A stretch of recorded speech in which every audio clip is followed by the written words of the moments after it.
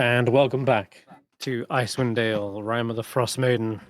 Last week, the Icewind Trekkers dealt with the Tower of Divination.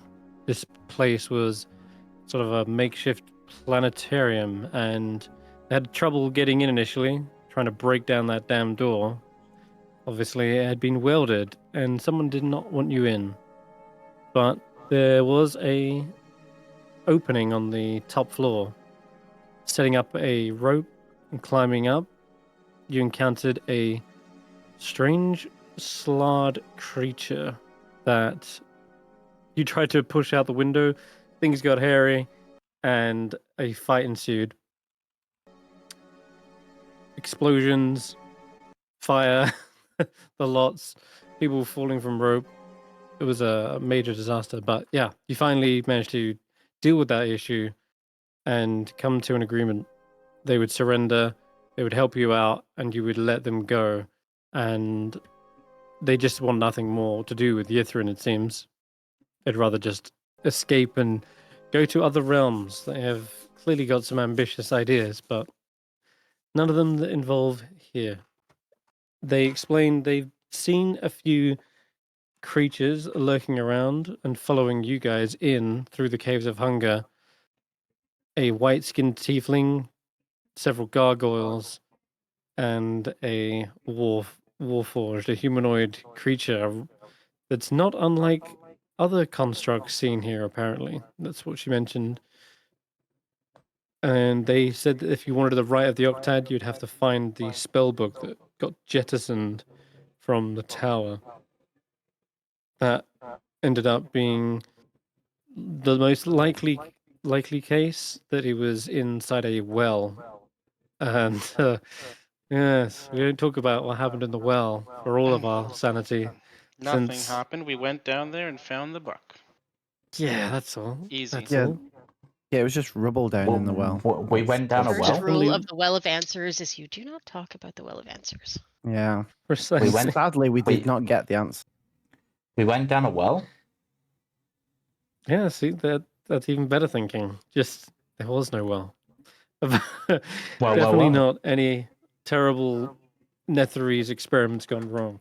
But the most important thing is you acquired the book, and you had a little visit to what would have been the opposite side of the door to Vetta's test of cruelty, which is also peculiar and raises all kinds of questions as to whether the tests were real or. Yeah, Barry's sort of having a crisis of existential crisis, but nonetheless, you got what you came for, and that was another piece of the right of the arcane octad.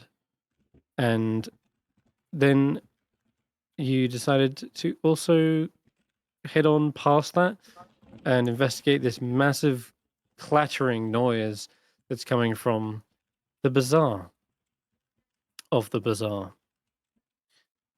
So, when you arrived, oh yeah, you took a long rest. Totally forgot about this, but you also encountered none other than Irialathas themselves, and to the horror of your necromancer in the party, Valin, seems like you described pretty much on point the exact description of a demi-lich.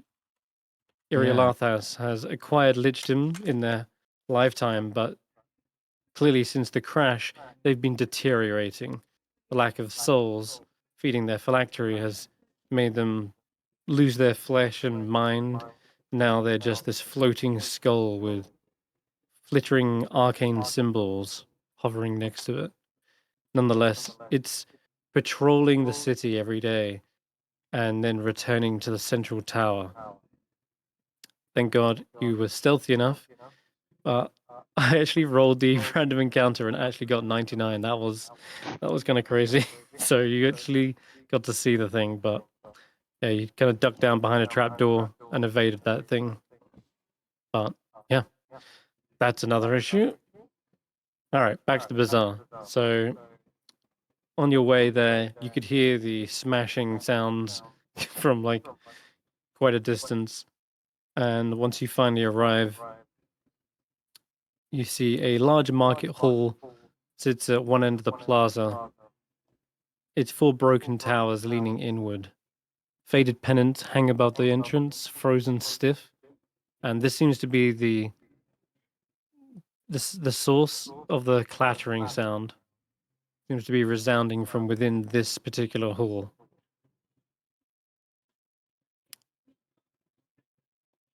So, yeah, you can take it here. Take it over.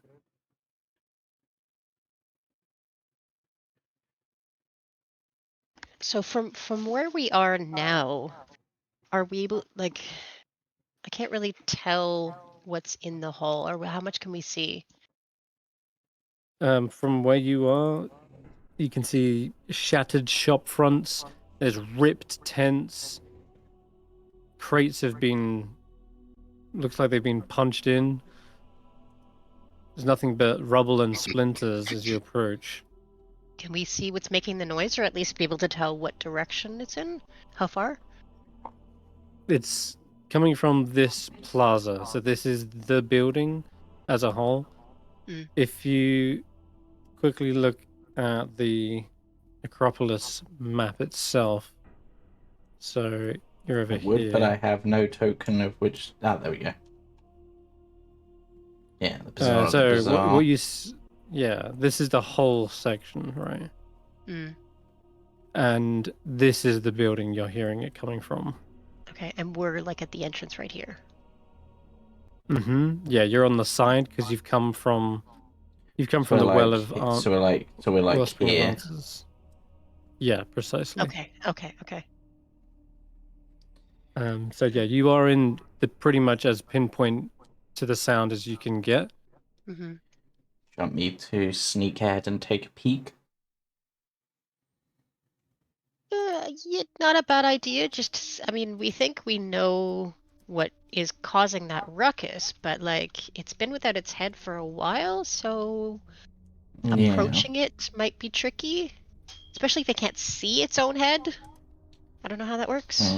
No, Yeah. I will try to sneak closer to the entrance way and basically try to get a closer peek.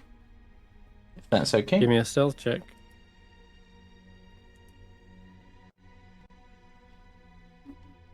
I did, but it just Very nice. 13 Yeah, plus something that we already know it's going to be good. It's not rolled. plus but- 13. Yeah, So that's more than enough with your expertise. yep. Oh, hell yeah, Nass of course will be coming with me. Yep, they're just That's that. hovering behind. I'm just going to refresh because I didn't see the result of that roll. My dice just seemed to fly off the page entirely, but No, mine hasn't shown it either. yeah. Anybody else?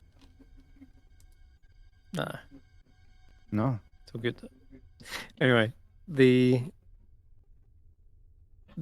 broken rubble is potentially a hazard for you to make noise, but you're able to tiptoe around the masonry and avoid stepping on any would-be splinters. The shop front to your right, smashed open. You can see almost directly into it from the side. The door hasn't been used, so whatever made that entrance was rather large.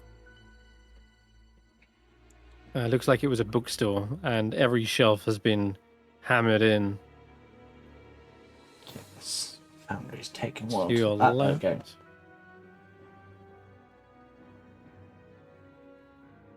To your left, the whole building is practically shaking.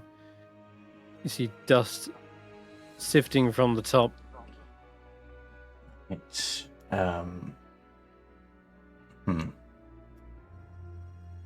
Being in a partially frozen state has made almost everything brittle as well. Even the central fountain has been shattered. yeah. Looks like it would have been a fountain at least. There's no water running in it Yeah. anymore. No. I'm gonna try to make a gesture with my hand to suggest that I believe it's off to the left. Basically, just them beckon the others to come forward, I guess. I'm going to sneak up behind. Actually, I'll be around the corner here, hidden behind the door. Okay. And Sheila's coming with me. Yeah, Ashanti, I guess, will stick with me. Go to this I'm side. following Sheila because I have a plan. Oh. Wait, this wall here, is that actually broken all the way through because we can see inside, or is it? Yes. Is it like something we could get That's the bookstore. into? Or Yep. You can do. okay, not a bad idea. I'm going to try to gesture to Barry to indicate that there's a bookstore here, because he's obviously our scholar, because he can read the language. If he wants to check that out. I give a thumbs up. And Do we- then Do we hear the slamming noise still? Oh yeah. Continuous. It's like a racket going on. Yeah. Pounding of metal on stone. Then you hear a crate get caved in. I'm gonna head in to try to see what I can see. Sort of slowly edging my way forward and looking off to the left where I think it probably is. I'm actually going to move over with Sheila a little bit, and I'm going to have her turn around so that I can talk to the head. Talk and to be the like, head. Sorry. hey, can you feel your body? We think it's close. At least we think that's what it is. Can you feel anything? Can they feel anything? Let me just check something here. There we go. You can just say yes or no with because their blind sight. I don't remember how many blinks is yes. Oh, are you talking to the head? Sorry. I'm talking to the head. The head. Yeah, 1 for yes, 2 for no, I believe. Sure. If it's 2 for no, then they No. do 2 for no. They don't have any idea or yeah, It was- no. Okay. It was, well, that's it was 1 for no, 2 for yes, 3 for super. There you go then. So they blink once. so one. They have no One idea. is no, 2 is yes, 3 Three maybe is super yes. / Yeah. super yes. Okay, so it does. Still Okay, can't that would have been s- too easy, I guess. Thanks, buddy. Still Right. can't see it.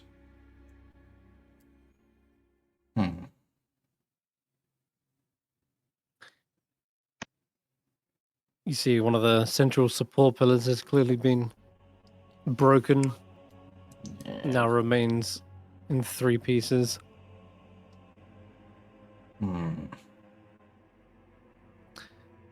More ripped tents surround you, but Yeah. yeah, still can't see it. Right. Oh god, is it going to be invisible? Gonna move over to this point and just sort of. So, based on what I'm hearing, would I guess it's in this room? It could be a good guess. Alright. Give me a perception check. Okay, let's give it a go. Can you hide from me? 25. Yeah, you can definitely hear or even feel the shaking sounds. Almost like with each step, the cobblestones kind of crack underfoot.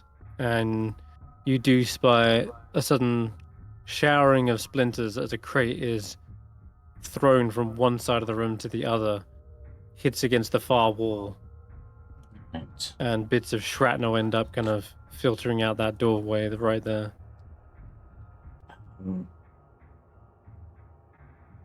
Okay. I point towards that sort of entrance, that sort of direction to the group, because I think at least David can see me. Yeah, I'm moving in just to hug corners after Vetter's cleared the area. Because I don't think I want to be outside right now. In an enclosed with a roof, it's probably better than whatever's roaming outside. Yeah. Can Ashanti fit through here? Is probably the question. Or do they need to go around to one of the main entrances? Probably go around to the other side, actually. Okay. In which case, I'm gonna have them go around this way. Sort of. This is... Yeah, you can fit through there. You have to squeeze. Right there. Makes it in through the building. Looks like something very large already made an entrance for her. Is this the And entirety of the bazaar? no, this is just a plaza. One Okay. plaza. As I pointed out earlier on the map. Alright, when Ashanti basically climbs over this rubble fairly loudly, there's no way that Ashanti isn't being spotted or But it doesn't have a felt, head. at Can least. it hear or see her? Well, they can definitely feel Ashanti because they're probably just as heavy as this thing. But yeah, either way, Ashanti's kind of ducking down, clearing through some of the rubble to get into here, and immediately they see the creature, the headless iron golem, that begins stomping its way out of there. It seems to be going into a frenzy. One of its arms wields this gigantic metal cleaver seems to be swinging it from side to side. And I'm going to ask you guys to roll initiative as this thing suddenly seems to animate and rush towards them. Headless golem. We shot rested since we did the well. We did a long rest, didn't we? No, Not but that since was the well. before the well. Oh, that was before the well. In I that do case, not don't know. believe we have. I don't think we have. Okay, I am going to use my magic cunning because I probably would have by now. Strange that we didn't short rest, but Didn't you already use it to get Ashanti out or something? Or no. no, you took a short rest. Okay. No, we used the braided rope that Hulla came up with. Right. Oh, I should have changed out Faith's spells a little bit. All right, so roll initiative, Barry. Oh yeah, sorry. I was. Yep. Okay, yeah. Yep. You get hesitating. All right, David. You hear the clunking sound beginning to charge out of that room, and Ashanti looks like they're drawing the halberd from their back. Oh, it's coming from here. Okay. Oh no, that's Sheila. It's coming from. She's over? It's over here somewhere. In It's this coming room. from the possibly. left side. Oh, From, okay. From where Ashanti is, on that side. Okay, because I can't see around that corner there. Okay. I'm not supposed to be able to see into this room, probably.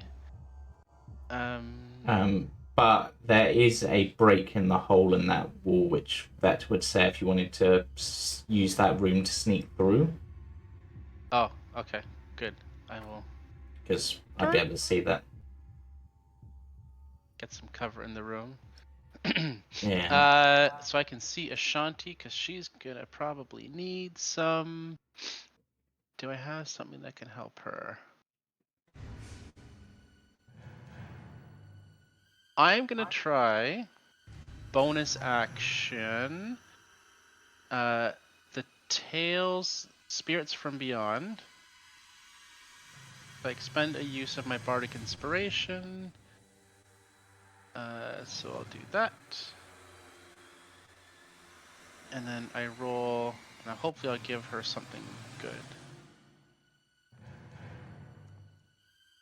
Or target can immediately take a reaction to teleport 30 feet to an unoccupied space it can see. So, Ashanti mean- has that. Yeah, I mean, in So which if she case, wants to change considering, position, she can Yeah. get to a better spot.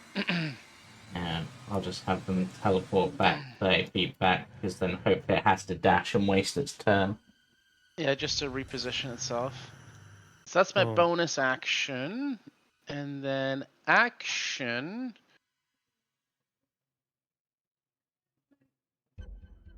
This thing is a golem, which means it's a construct, which means Vicious Mockery probably is not gonna do anything to it, right? Because psychic damage on a construct, Yeah. probably not. It also doesn't have a head currently. Oh, Why not hear your insults? yeah, so I can't do any things that I require to be able to hear me. Awesome. I guess for our protection over here, I'm gonna throw up Spirit Guardians as my action. Yeah, I'm gonna sure. throw up Spirit Guardians as my action. Just to Okay. protect myself and those around me. I'm good. All right. Swirling, yeah. What was it? Oh yeah, they're like skeletal magicians, aren't There's skeletons with top hats they? Perfect. dancing around, a la, what's that old cartoon? The Hello My Baby, Hello My something. The Hello frog. My the frog, yeah. Looney Tunes Yeah. frog. Looney Tunes frog. Yeah. In that sort of vein, but they're skeletons with top hats. Amazing. All right, Faith is also right after you. It seems to be happening consistently. I know. I'm kind of excited when it happens now. Faith is going to do a bless spell, so she is going to target Ashanti, who she can see now. Faith. Oh, I need to select Faith here. Select Faith. And do that. Target Ashanti, target me, target Vetter. Okay. Do bless on the three of us here. Oh. Faith. Oh, Ashanti's too far away, so I guess I'll move up. Yeah, you can move. I guess Faith will move up to get into range. Oh, that moved a shot And for then- some reason. And then cast it again. I'll just cast it again on Ashanti. I don't think it cast because it didn't. Oh, it didn't cast think- at all? Okay, so I'll do yeah. it again.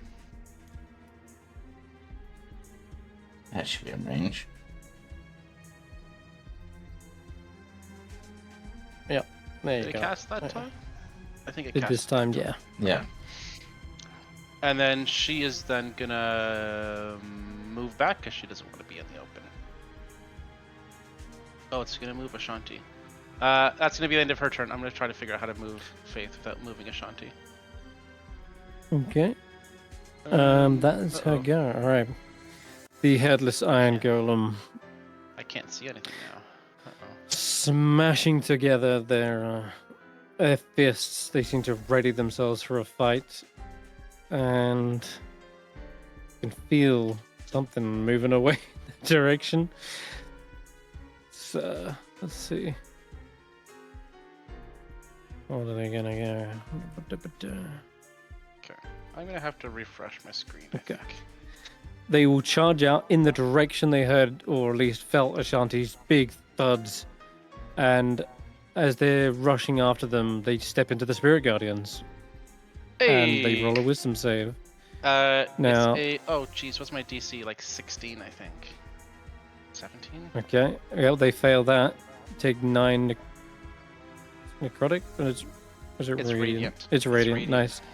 So, yeah, immediately the skeletal magicians get to work, shearing through past their kind of metal structure. The radiant damage is certainly felt, and they will just move towards its epicenter. Since they can feel the the nexus of radiant damage somewhere around here. Oh, And that means I'm it'll- drawing it towards me? That's not a good thing. Oh. Right. It changed direction after it kind of got hit with the damage.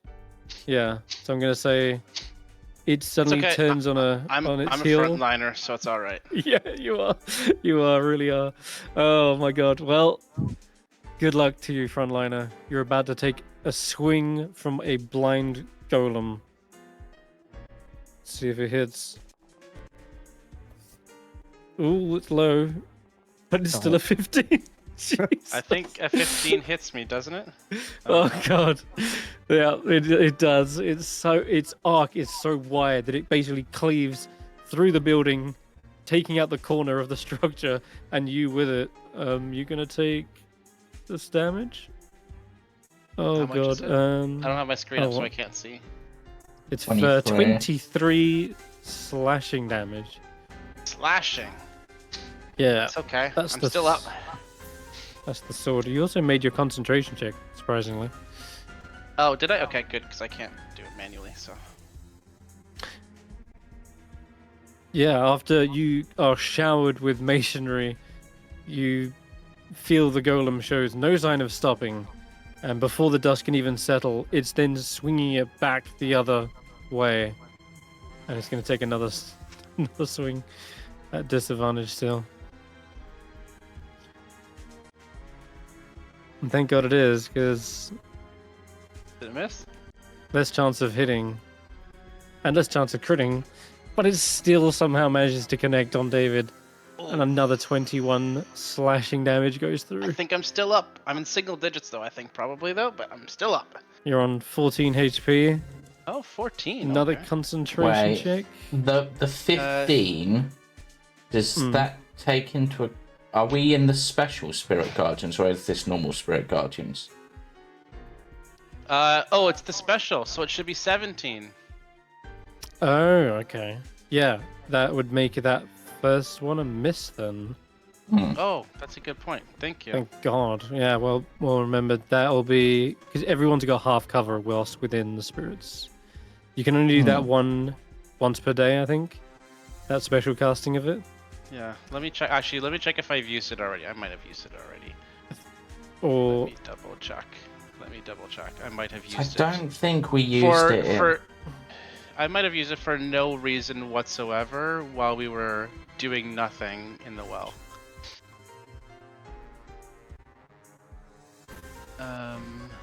Oh no, because I was using silence on that one. Yeah, So, no, I don't think Yeah. I did. Didn't. I think it use was the yet. previous day that you'd used that. Yeah. Okay. Yeah, So you're keeping Alright. things quiet in the well for some reason. Who knows? Yeah. okay. So Oh. Well, because we wanted First to hit- listen out really hard for the answers. Okay. the first hit didn't hit, but this one does. The 18 Right. will hit. Okay, so you take the 21 damage then. So I did the It's going to 21 ask you for another con save, but you can ignore that one. Did I do? Alright. Then that'll be its go, I guess. Cool. Then Frontliner. onwards to Ashanti. Well, I would like to rage. And because it's blind, is it advantage against blinded creatures? Yeah, how the blind should be. creature works. Okay, in which case, I'm gonna have Ashanti charge in and do a puncturing attack. Start off with. I know we're trying to basically recover this. And then I'm going to try to... No, we've still got... and then... Yeah, I'm going to use my...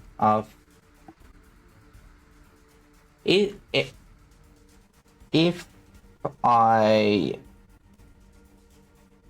Like, I know with ensnaring you can trip someone as part, and that's a bonus action, but can you also trip someone as an action with one of your attacks? And then you can do, like, Yep. shoves and stuff. Yeah, it's a shove to knock someone Yeah. prone.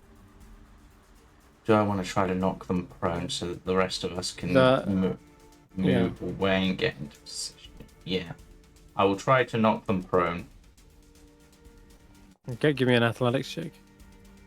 26. 26. Staying. Yeah, you do manage to get them down with a heavy clang. They impact the floor. They're prone. Okay, and then I'm gonna have Ashanti because it's part of raging. She That first hit was pretty hard hitting and does leave a small dent in their armor. You've punctured them. Okay, and then how much did Ashanti actually move? Because she moved as part of that. So that was like 10 feet. So then, but that would be part of the rage. So then she could probably easily get back like there or something. I think so. I'm gonna have them basically move back and call out to the others, basically saying that I've got it on the ground if we can get its head to it. Okay. Better. Oh god, what can Vet do at this point? What can Vet do? Because I don't have a lot that's probably effective against this sort of thing. I really wish we had an immovable rod and I would just put it on top of it right now. I'm going to have Vet just now Vet to move to here and basically ready an action to attack it again should it get up and like be trying to basically if it just gets up and starts moving, I'm going to try to do basically a attack on it with my sneak attack to knock it back prone again. Basically just controlling You're holding its an move. action. Yeah. Yep. As you move past this entranceway here, Yeah. it seems something spotted and maybe is following Ashanti. Especially now there is this big glow coming from the actual bazaar itself, from the spirit guardians. You spotted what looked to be a flaming hand, much smaller than the ones that are like the living Bigby's hands. But nonetheless, these things seem to have like digits and they're like crawling forward like spiders. Okay, we've got a magical flaming hand incoming. Flaming hand? Oh god. And it's going to use its movement to fly in. 5, 10, 15, 5 to here. And as it's searching around in the room, it's gonna maybe dash. Sure, yeah. 15, 20, 25. It's gonna dash into there. There's I another don't like one. that. And this one's coming from somewhere else. Where is it? That's that one. This one. Okay. 5, 10, 20, 20. Yep, another one seems to be nearby and flies in through the bazaar, burning some of the flags and pennants on its way, and ends up there. That's And my then worry. one It's more. coming to them. As a patrol from above seems to fly in through the archway and looks around. It's gonna just basically dash up to. Can it get up to you? Yeah, it can. It'll dash right up to you, Veta. And that'll be its go. And then it's Barry's turn. Right, I think it's out there, Hulla. Time to go. Right behind you.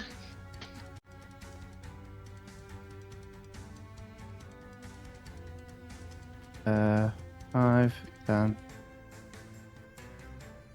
15, 20, 25. You could bring Sheila to me, and I will ready myself a dimension door. You're gonna dimension Wow, door over okay. to give the head to it, or what? Yeah, Yeah. Okay. I'm gonna grab the head and Alright.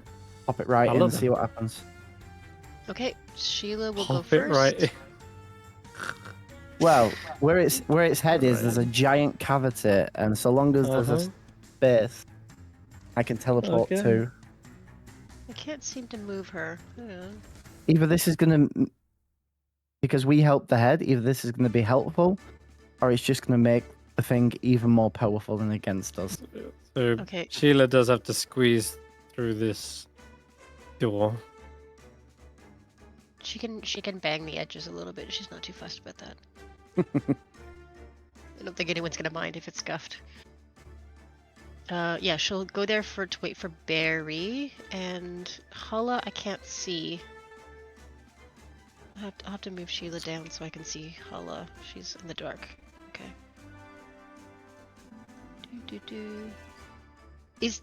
Can I go this way?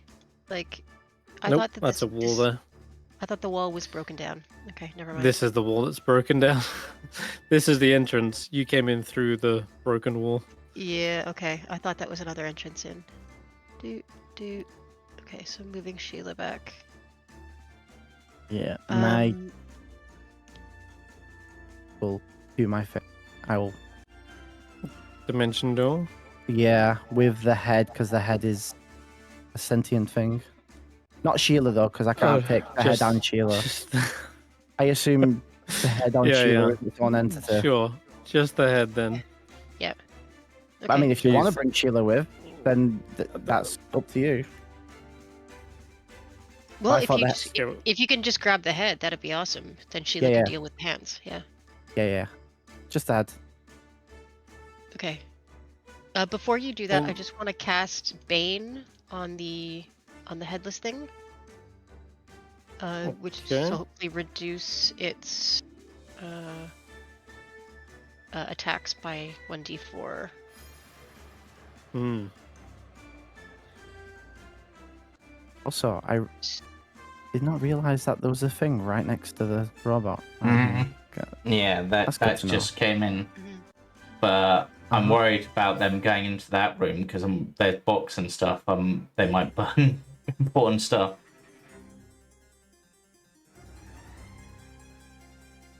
A lot of it looks left in tatters. If there's anything left, it's going to be damaged, that's for sure. Getting cover, I'm guessing. Alright, so you okay, can see yeah, some of the creature. Mm. You want to try and bane it? I thought I did. You might Did it not not be go through? close enough. It's a 30-foot You're Three. just Oh, yeah, out of that'll be it. range. just out of range. Damn it. But I think you've still got movement, You haven't could you? You only got you'd go 25. another 5 feet, Okay. but you can also bonus action adrenaline rush. That will definitely get you in range. Mm-hmm. I don't really want to be in range of it actually. So if I'm close enough to bait it, Still 35 away. even if I'm I move okay. the extra 5 feet. No, I'm saying you need to. Yeah. You need to Ah. go. Yeah. All right. use that. You could bonus action adrenaline rush to move in like another 10 feet, then move away because you don't need to go that close to it, and then you could move back. I'll Is it- move. I'll move close enough. Actually, I'll move within the Spirit Guardians here, Mm-hmm. and now I can target it. And 2 other creatures, I believe, with Bane. Yes, that's true. So How do I target more than one? Is it Alt? Just hold down Alt and then left click, and then left click one? again. you Yeah, get all you should 3 get- from here, Mm-hmm. unless you work that one. Could get. Yeah, if you moved, Mm-hmm. One if you square. moved 1 square forward or 1 square back, you could either target the hands in the left or hands on the right. I'll move forward 1 square. Okay. Okay. All right. Try getting these 3, and we'll see what they get.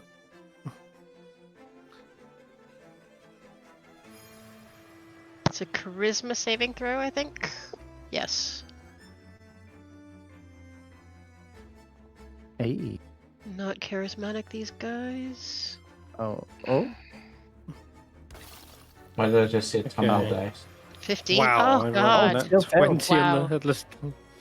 Is your DC 16? 16. Yep. Mhm. Yeah. wow, so even nat with a nat 20 couldn't save it. Oh, wow. No. That is rare that No, happens. no. They have no head. They have no charisma. They have no charisma. They're fine. Okay, so Looks like yeah, they all failed. yay. So that's me and Sheila. I think. Yeah, hold on. Did I roll advantage for all of them? First think one I rolled missed. advantage. Second one rolled 3 times, I think. Bazaar? No, it's- Okay, never mind. Yeah. Right, cool. Yep, they're baned, and right, Barry, you appear with the head. There's no way you can physically hold this, so I'm guessing you just It just are teleporting slightly above it, or Yeah. are you landing next to it? Yeah, well, there's boxes here, so I guess I land on the boxes, but the head is just over the head slot. So then obviously I Okay. can't hold it, and it just drops and slots into place. All right. Unfortunately, aim. it is not like a Lego.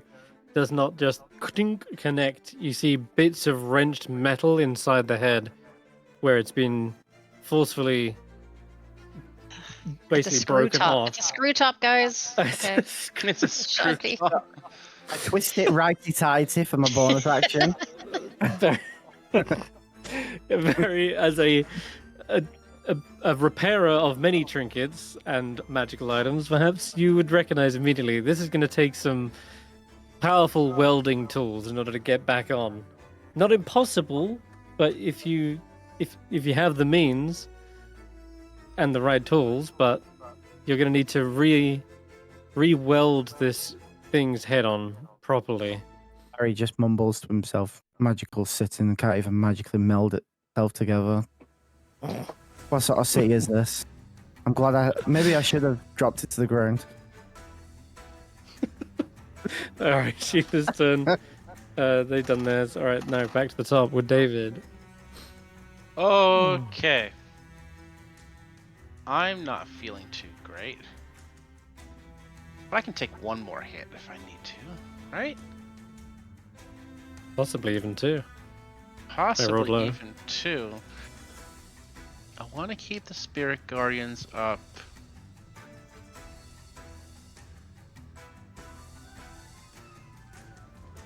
I don't think those are gonna work.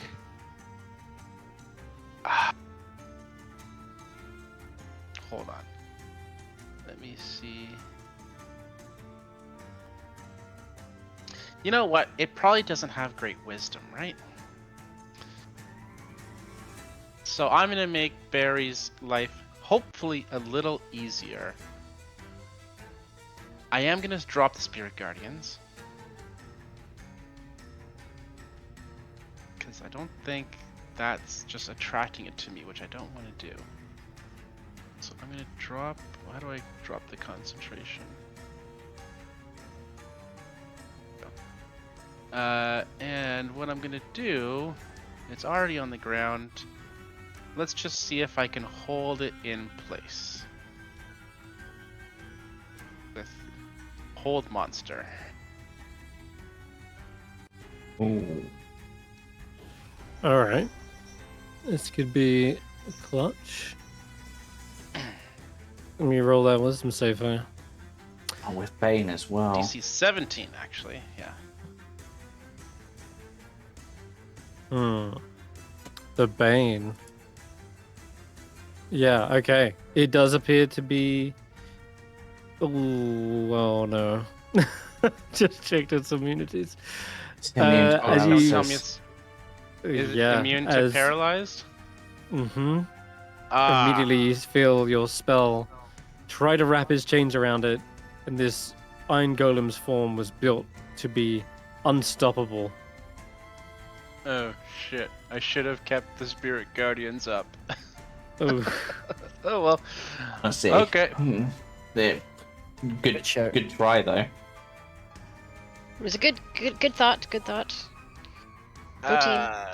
That didn't work. Okay. Good effort. So bonus action. I am going to. I've already used that.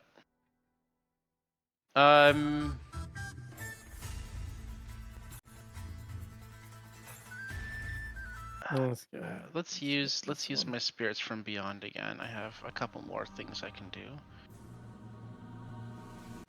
outside. Then I choose the creature. So let's see what it does, and then I'm going to choose the creature. Did it roll? Yep, got Yep, a 7. 7, okay. And position. It's probably immune to both of these. So the golem is going to take 2d8 psychic damage and is charmed until the start of my next turn. Imagine you see a little bit of flickering from the Sorry. It has to make a wisdom save for that. Sorry, the head. Okay. but I don't think least it's be going to do charmed. anything. I don't know, Um, but I'd rather do that to you guys. Oh, I could do it to the hands maybe instead. So, absolutely, you see, it would have failed, but instead, Barry, it's the head that you're holding. Well, not holding, but tried to have slammed in. It seems to have its eyes kind of flicker in and out momentarily, and it doesn't seem to have any effect either. Psychic damage. Wonderful turn. It's immune. Yes. It's I got should've no done it. head, no brain. Yeah. A Can't be charmed wonderful either. Great. wonderful turn. That's just exactly what It's like an anti-bard machine. it truly is. Everything I want Constructs to are do always it's a just problem. immune to. Yep. Okay. I would have suggested something else, but then never mind. Yeah, it flexes its metal muscles and bam, breaks the chains immediately. Faith. Okay. Faith is up. Faith.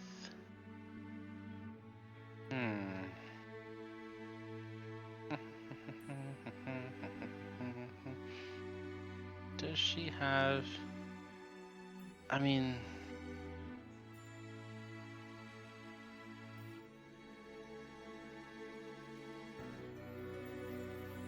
No, she's not gonna do that. Nothing concentration, just keep the blast. Yeah, no, she was gonna... I was gonna do something, but it would needed to get into melee range, and I don't think I want to do that with her.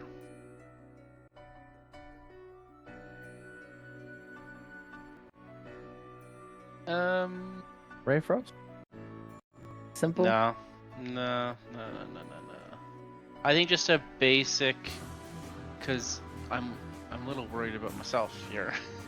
So she's gonna do a basic healing word on David. Yep.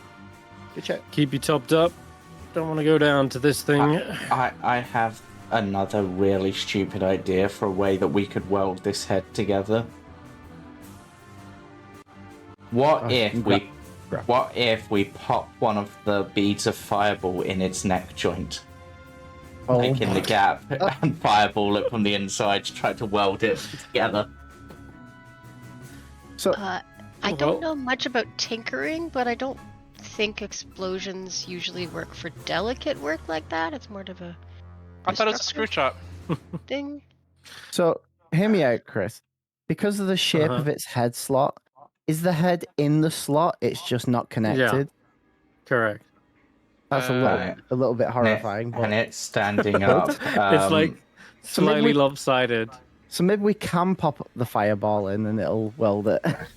It looks like it's got a crick in its neck as it tries to right itself. And Veta, your held action goes off. Yep, I'm just doing it now. You do still have advantage, but then made flat by that burning hands. Okay. But you got Barry next to it. Hey, that's But a it's crit. still a crit. It looks like you fired right into the dent that a particular barbarian made a second ago. Yep. So this is going to be a trip attack. To try to basically, now that it's got back up, I'm just going to try to knock it right back over. Not my best Okay. damage wise, but Oof. Yeah, right in the gammy leg. It's so top heavy now with the head. It doesn't expect the sudden shift in weight, and as it's Yeah. writing, it like overcorrects and then slam, it goes back down again. yeah, and then I'm just going to roll the other 4d6 for the crit. That's a better roll. Nice. 24 damage on the 12. Did that The second didn't 18 apply? didn't. Alright, 18. Okay. Bang. And was that made with a magical weapon? No, that was a regular arrow, so it's probably half damage. But we're not trying to overly damage it. I was mostly just trying to knock it prone again. I wanna. I'm afraid to tell. God, I'm Is it afraid to tell completely you. immune? This thing is an unstoppable monster. Yeah, this bolt bounces right off that den. It looks like it would have gone straight through, but you were right on Hey. target. But yeah, that bolt just To be honest, bounces off that its that does armor. exactly what I wanted it to do, because it knocked it prone, it hasn't damaged it in any way, so All right. it's literally basically just screwed it for the turn. Okay. Can I use half my movement again? Screw it. It uses the other half of its movement, so it's just gonna stay right where it is at this point. And I guess Barry, you're the only. Oh no, David too. The two frontliners. It's not really aiming particularly. I'm just gonna say one for Barry, two for David. Jesus, David. Sorry, it's going Alright, really I'm hard built on for you. this. It's not really felt Barry's presence either. They're just sort of teleported onto a crate, whereas there might be some movement coming from David, and let's just swing wildly out at you. Whoosh. I don't know why it was flat this time. Let me just roll a d20 to see if they go. No, it would have definitely hit. Okay, 28 slashing damage. The second swing. Hey, It's alright. I'm built for this. Oh What I do. God! Thank God for the disadvantage. yeah, Still hits. I was going to say, in terms of that first one, didn't Ashanti hit it last turn? They should have all Yeah, Yeah, rolled it's in got disadvantage disadvantage. regardless. 'Cause it's But you're right blinded. in that it should be halved. That's the other thing, is if I hit a target whilst under the effects of Ancestral Yeah. Guardians, it's half the damage, right? Is that a thing? Let me Yeah. read. I did not realize that was part of it, because that's even better. It's really good. It's like premium tanking feature. Yep. So they take. So they would have taken half. So they would have Yep. taken 28 less damage overall. All right, Between the that two looks attacks. easy enough to undo. So you would have taken. Let's start from the top. You're on 37. You take 28. Yeah, you're down to 9. Right, okay. Woof, that was a little bit clutch from Ashanti And hitting it. because actually, are they close enough? No, I don't think they are actually. No, they're not within 30 feet. So Not they for can't Spirit be up. Shield. Nah. No, okay. Yeah. Still, though, kept them standing. Hey, Yeah, David, right. are you glad you got that inspiration? Yeah. Oh, Yeah. God. Yeah. I'm good. Poor David, Okay. like, splattered up against the wall. This is Wanna- what I do. You want to make comments on the inspiration I give in the future? Or are you good now? I'm good. I'm I good. imagine it's Ashanti's mother just intercepting the blade, and it still passes right through the ghost, but you end up getting hit with the flat of the blade rather than just being decapitated. I think that'll end its go. It's back to Yeah. Ashanti. Jeez. This thing is So still not we showing any are signs of slowing going down. To Can she Um, wrestle it to the ground, pin it down, something? well, I've got to deal with this fiery hand next to her first, I think. So I'm going to recklessly just try to slice that down.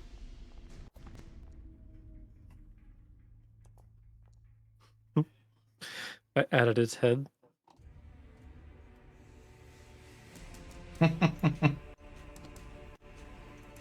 Slice.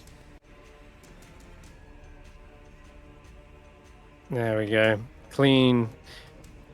that living burning hands doesn't even have a chance to unleash its potential as Ashanti Yeah. just swings through it. And then Dissipating Ashanti's the- just going to move over towards this thing. Oh. Can't Leave this stand one. there, Oh, yeah. really? No, I was trying to be one more square above Yeah. it. No. Okay, Vetter. Right, so in my case, I'm just going to try to bring this hand down as quickly as possible, just because they seem to be at least somewhat of a threat. So I will stand still and do what I do best when I can find the damn thing. Steady aim. I said steady aim. Thank you. And then bring down the power of the sea on this thing. Oh, crit, right? Do you crit on a 19 when you're doing studio? No. No, I'm just thinking something else. I'm thinking of... Sure, I will attempt to knock the target prone. I don't know if I can. But give me the option. No, you can't. But I can do this, though. oh, damn, it's so Unfortunately, I close to think going down. it's... Yeah, and... Is the other one within... Anything else within range? No. I'm most certain necrotic isn't going to work against that, so... That is me for the turn. All right, not against. You mean against the Iron Golem? You? Yeah, I'm imagining a construct made of metal probably not going to work with necrotic. Just a Well, theory. necrotic is like time. Time weathers all things. All right. Suddenly, Barry, you feel a heat rushing up your back as a living, burning hand completes the mimicry of a somatic component. That's not. That's not it. And uses burning hands and welds the iron golem shut. Oh, I wanted to try and actually burning hands, to be fair. There we go, spell mimicry. That's the one.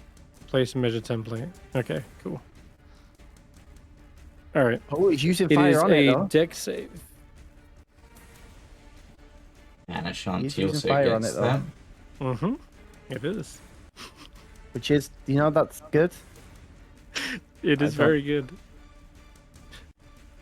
Because it weld the head together. We'll see. Alright, Barry, you take a little light scorching there. Took 12 points of fire damage. Barely left a scratch, though. That temporary hit points. And Ashanti did succeed and took half. As for the headless golem, as a gout of fire impacts the creature, you see the joints kind of heating up. The eyes kind of go aglow, and you see the armor suddenly absorb the heat. And instead of taking damage, it regains those 12 hit points. Do we see the head melting onto the Mm-hmm. joint? Because technically, with it being in position, would it sort of, if it's restoring, would it heal around the head? It's going to heal a little bit around, but it still needs like a dedicated person to grab it, place it on top where it's meant to be, and go for an arc welding like technique. You could use lightning, you could use fire, but it's certainly aiding heating up the metal. But the other issue is that this thing is still moving around, and as it's swinging wildly, the head is kind of jostling from one side to another. We probably need to At knock this him point, you'd unconscious. realize, or restrain it in some capacity, or pin it, grapple it. Holding it still would help the process, that's for sure. But the head's just kind of in a socket rattling around. Okay, that's its go. Alright. So the Meanwhile, the hands one go, I that think. just barely survived. Can I get two of you in this? Yes. Alright. It hovers around into a better spot. And will also mimic the burning hands, hitting Ashanti from a different angle. How dare you? Another deck save. I'm sure Ashanti.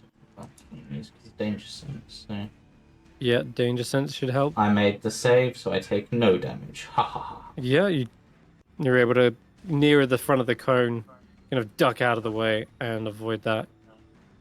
And Ashanti seems to brush off a few more ashes. And then it is Barry's go. I will knock one of my first steps off. And I will teleport. Just round the corner. Give the temp HP to David. Oh, How many? Oh, that's a 9. lot. that's my inspiration in many things, Barry.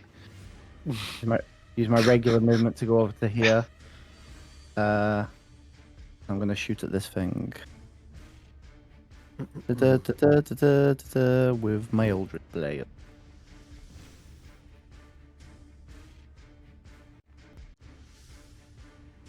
I'm gonna push it 10 feet into the burning hand. Yeah, there's kind of a wall here, but it's definitely staggered up against it. Yeah. Oh. And hopefully that gives David an out. Mm-hmm. Okay. And I'll slam it again. And slow it down. This creature clearly weighs several tons, and yet somehow Barry's Eldritch Blast is Ooh. able to Sorry, one sec. lift it up, Forget almost like it's weightless. Forget about Maybe that. it's a sprinkling of pixie dust from That's large. Zybilna. Work. Anything Yeah. else? That's my bonus action. That's my action. My movement. I'll move another 5 foot back, and that's about Okay. as much as I can do. Just thinking happy thoughts right now. As its eyes are flickering. Yes, yes. Super yes. Hulla, your turn. Okay, I'm just going to move next to my. Oops, moved, collided with the wall. Move next to my friend. Yeah, there is still a wall. Like You're this gonna have to section move here around is like this a way. corner. Oh, okay, I'll go around the other way then. Sorry, I can't tell what's a wall and what isn't. It's hard to see. Do-do-do. Do-do-do. There you go. There we go. And I will do Cure Wounds. Let's do it at 3rd level. Why are you curing me? I'm okay. I know, but you're a frontliner. We need you, hale and hearty. He says like half disemboweled. Uh, I'm okay. That's- You should be healing Ashanti. That's all that I can do. But Sheila will move. How many feet is this? I think this is 35, isn't it? We can't get quite there. 40. She will. Let's move her to the other side here. We'll dash. Probably gonna have to go. Oh my god. Yep. Okay. Squeezing. All right. Squeezing through to give flanking. Okay. She's in position. David. I was gonna do something, but I feel inspired by my teammates, and I feel that they have faith in me as frontliner, as the strongest member of this team. So I only have one choice of what I can do, and that is to cast a slow spell, because 2 attacks is a lot. I'm gonna center it on. Ooh, I can get the golem, and I can get all these guys up here. But what if the golem moves? I think the golem's the bigger threat. Sorry, Vetter. Well, the It's slow is instantaneous, so don't worry about it where the template is after your turn. The slow will just target whoever you like in that square. How do I select any number of targets and add the token to the? Okay, so I want to add the golem. Shift Yeah, click. Golem. If everything should be anything on the list is currently targeted, Okay, how do I remove people from the list? Because I don't want. and to remove people, you think it's a right click. Get rid of them. Oh yeah. Okay, good. Sheila, Hulla, Faith, and myself. Give that a shot. Ashanti, Roll. I think, might be in the area. Oh, no. I think I removed Okay. everybody except for the hand and the golem. Oh yeah, looks Yeah. good. All right. Okay. The golem is resistant to magic, Oh, God damn it it. still fails. Because That Bane, the Bane. knocked off a whole 4, which made the difference because you're DC 17, right? DC 17. Yep. Yeah. So Bane absolutely severs their chances of succeeding. The hands, we're gonna go also magic resistance.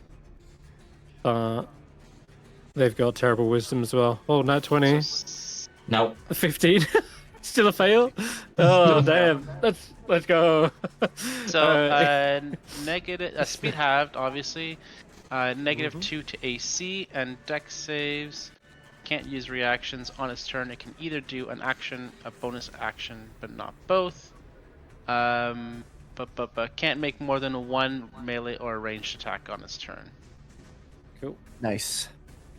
If the creature attacks to cast a spell, it rolls a casting time of 1, roll a DC on 11 or higher, the spell doesn't take effect. Okay, if it does do that. So I am also going to bravely and courageously back out because I think I'm out of its range now.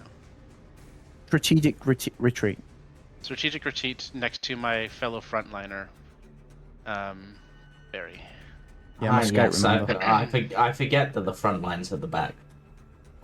Yeah, the front line's really the back of the thing. I think that's gonna be it for me. I'm not gonna do a bonus action. Because I want to save things just in case. So that's gonna be it for me. Faith is going to do another healing word, but to Ashanti this time.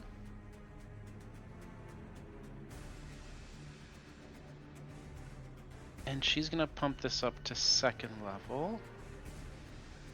Oh, she's got 3rd level. She's gonna pump it up to 3rd level. Shanty's got double, remember, while raging, practically. Yeah, but still, that health bar is low. I saw dice. Did it go? I can't actually see the dice right now, so. I saw the No, it's dice not rolling. roll, but then I didn't see anything actually happen. And I think it rolled as a whisper, possibly. Oh, did it? it? No, it should be on public No, I didn't roll. see it. I just roll the what is it? 1, 2, 3, It should be 6, 64. 2d4. Third level, Increased by 2, so it should be 64 plus. Wisdom. Right? You know what's plus quite 4. Wisdom. funny is Ashanti's low on health, but still has more health to pay for full health. More health than me at full. Did it roll? 15. Yep, Yeah, 15. 15. I'll Okay. add that. Yep. Okay, I need to Plus- refresh again, I think, because I can't see dice now. Ding. She is at 69 HP. Nice. Nice. All right, that is Faith's go. You see the golem is now clearly, the spell's taking hold. Its swings are getting much more lethargic.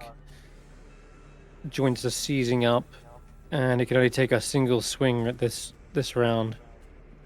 Oh, I could take I mean, it did Hmm. get blasted by the fiery hand last turn, which technically benefited if there was still an attack. So Absolutely, I don't know love if that. it's... Yeah. No, it wants that to stick around. If anything, I'm going to move it away.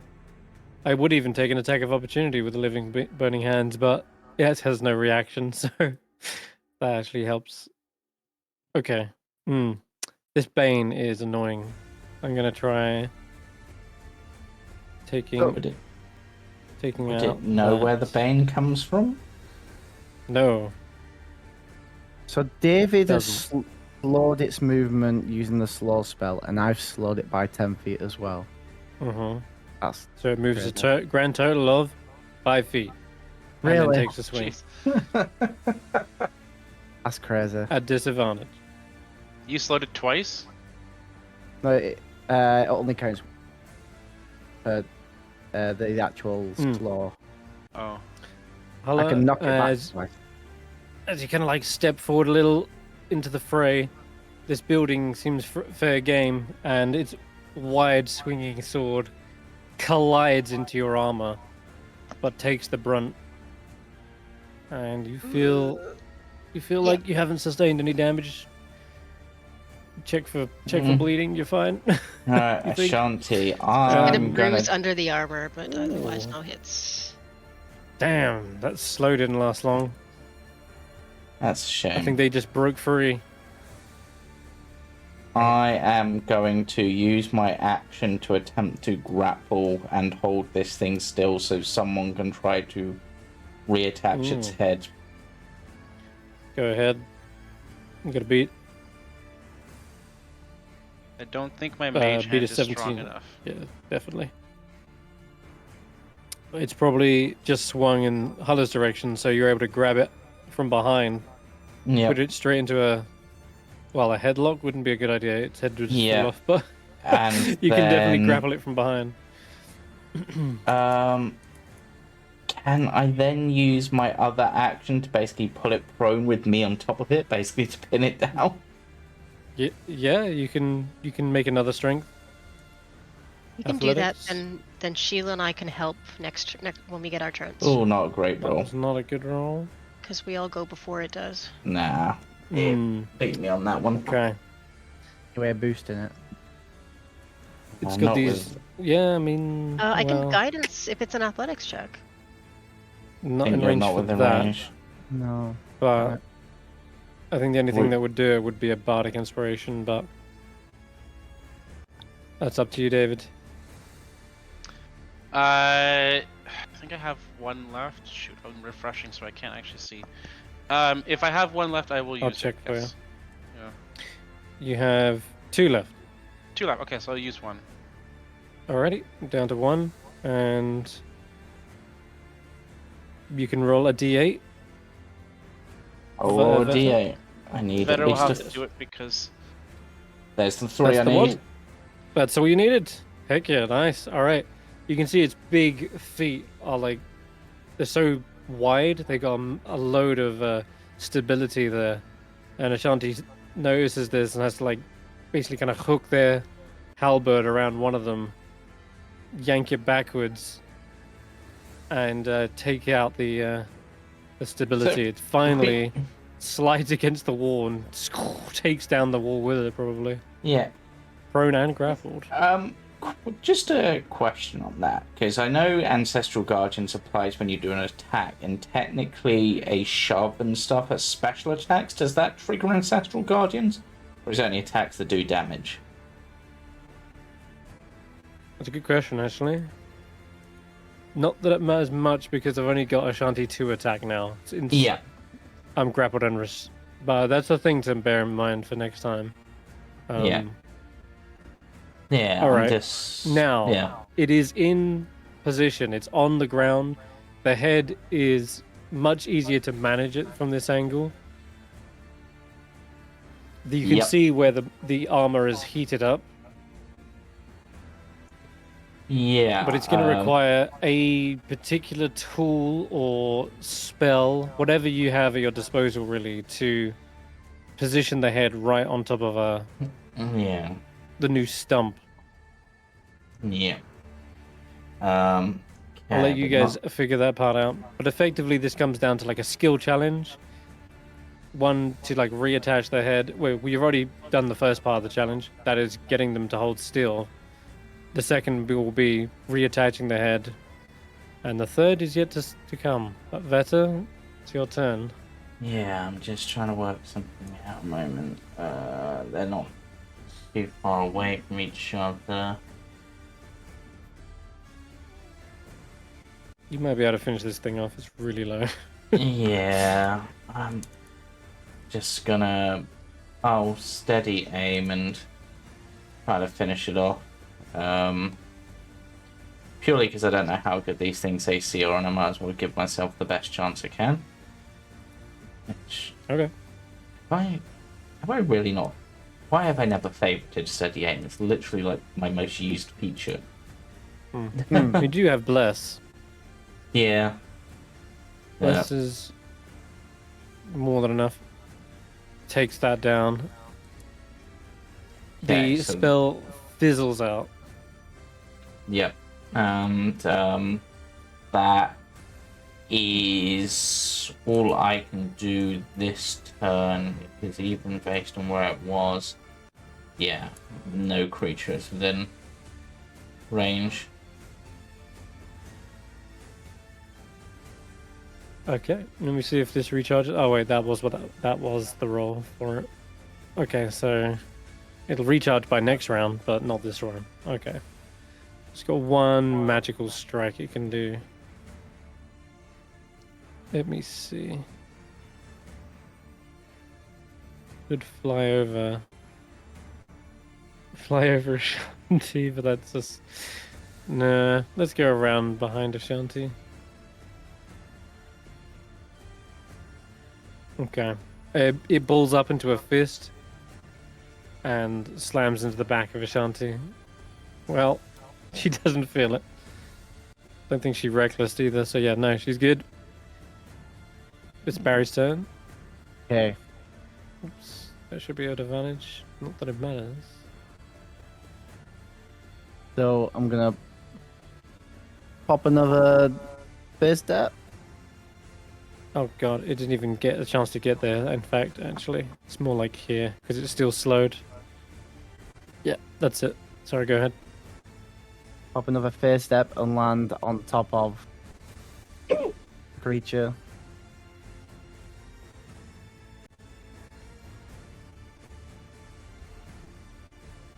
Six. Nice.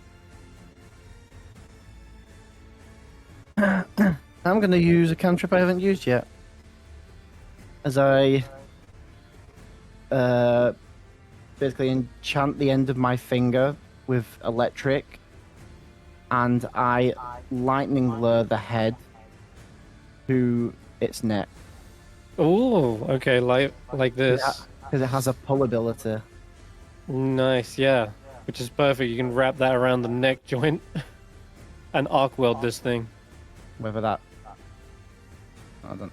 Yeah, you just got to roll to hit, haven't you? Or is it a dex save? Sorry. Well, Rank the actual save, I pull ability. think. Yeah, it's actually a strike, but it's a strength save for the actual pull ability. Oh, okay. So Whichever one. let's see you roll to hit first, then. I'm on top of it as a problem as well. You do get advantage. Didn't- Doesn't seem to roll. Great lash line strikes at one creature of your choice that you can see within 15 feet. The target must succeed on. Oh, just a strength save. Oh, it is just a strength save. Okay, cool. Okay. I've Right. not used this before, so this. Okay.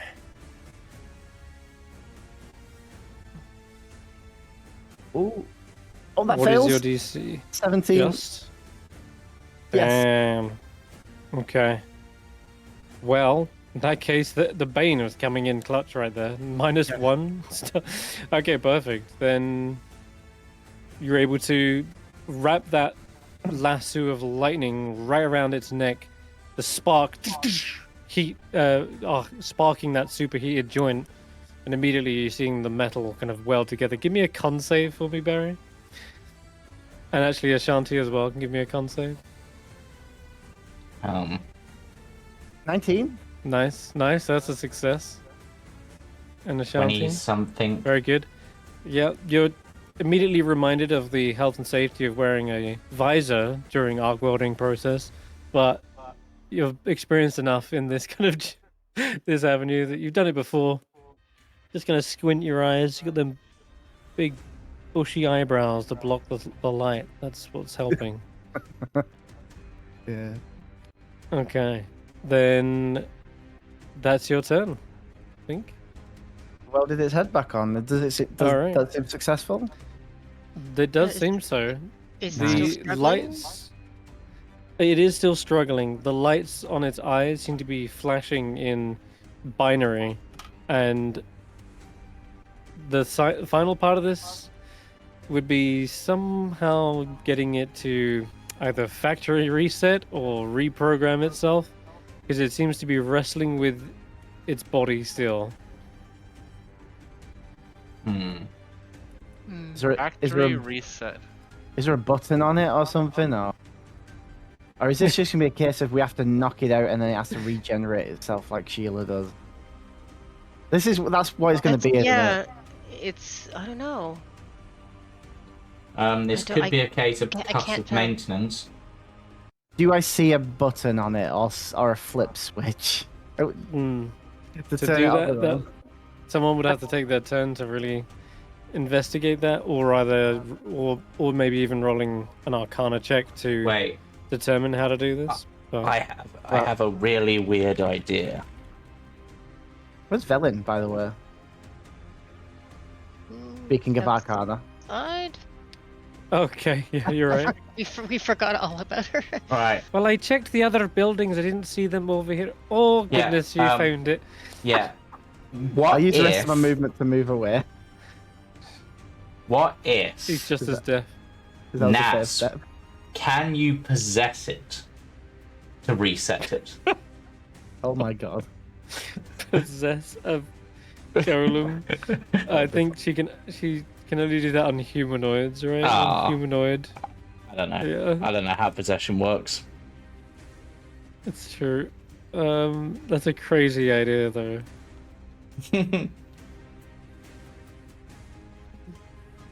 Okay. It's well, counter spell. But... She says, "Are you Well, crazy? I can't rest- possess a golem. would It restoration hasn't even got a work? soul." Think of it lesser restoration. Lesser restoration? Serration. All, That's that's all.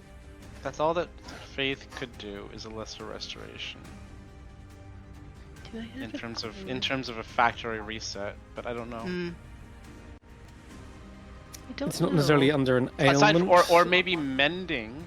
Mending takes time though, and if we're still in combat, It's not physic. So lesser restoration is about getting rid of an ailment. Yeah, It's not really not- ailed, and physically- mending. You've already done the physical side of this. Hmm. This is more Oh! to do with the magical components it's- of its mind. well then that's easy. Sara-Jane, Oh, you have that, okay. right? I have I've got suggestion. Would Not that- suggestion. Not suggestion. Something to turn off magic. Dispel magic? I don't have dispel magic. I thought you had dispel magic. No, No, that's you, because I I think. thought that you and Villain had it, so I didn't prepare it. You don't have it prepared. I don't have. Mm-mm. I've never had it. I mean, you could suggest it to give over its control to the head. Does Velen? If Velen has dispel magic, Let's see. I mean, Uh, very- creatures that can't be Hmm. charmed are immune to the effect. Yeah, I already checked that. I don't think it's gonna work. okay. oh, it Um, can't be charmed. So Hulla is just going to move over and try a strength check to help Ashanti keep it pinned while we figure this out. So, like, Sure. Can I? They already have advantage because they're raging. hmm But Maybe can I grab the legs? Double they grapple. could. I'll tell you Double what grab? you could do. You could hold your action if they do break out. Immediately, Sheila's on them, and they're gonna hold I down. could shoot it with my wand, and maybe it has grass on it.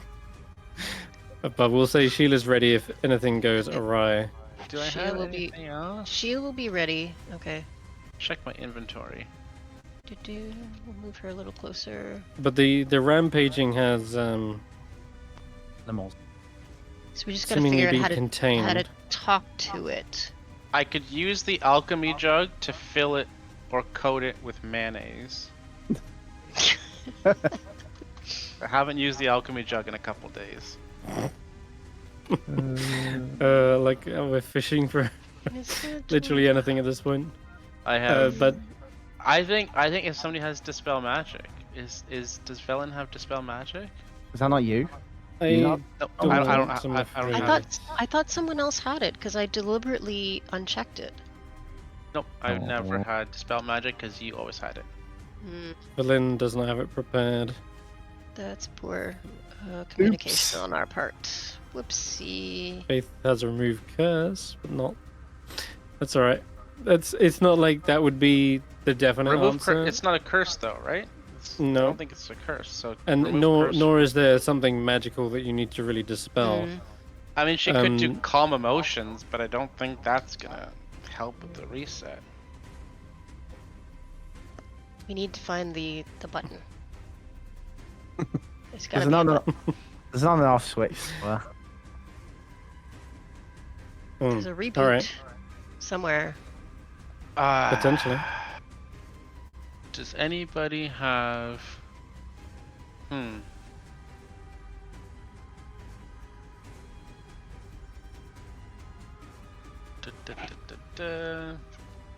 I don't think it does that. Does that? Does that?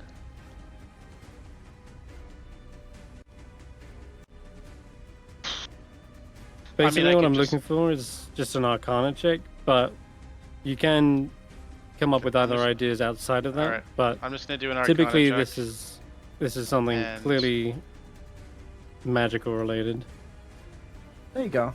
I'm gonna boost it before you tell me, because I need to do this before you tell me. I'm gonna boost it with knowledge from a past life. Add a d6. Nice. Oh, 20. Brings up to a 20. A 20. David, you tell me, is there a factory reset button on Iron Golems? Or is there some sort of Morse code that you need to flash back into its eyes? How do you process this, reprogram this creature to not be in a state of rampage? If it was David doing it, it would be there'd be a button under a flap somewhere that you'd have to access. But these are wizards that made this, and so they want to be fancy. I think there's a sigil or something, Press or a crest or something that needs to be, used like a code. Like to traced be over. punched in. It's not just a Right. button. You need to know the code to punch in. Got sort it. of thing. Okay. And so, David, you like shout this, like look for a code or look for a sigil or something? A rune? Yeah, I guess that's what it is. If you're giving me the option, I'd say that's what I would think these wizards would do. There'd be a passcode of some sort to control it. Okay. Then, right, They calling that out. They wouldn't want just anybody to be able to flick a switch. Yeah, Ashanti kind of like starts to.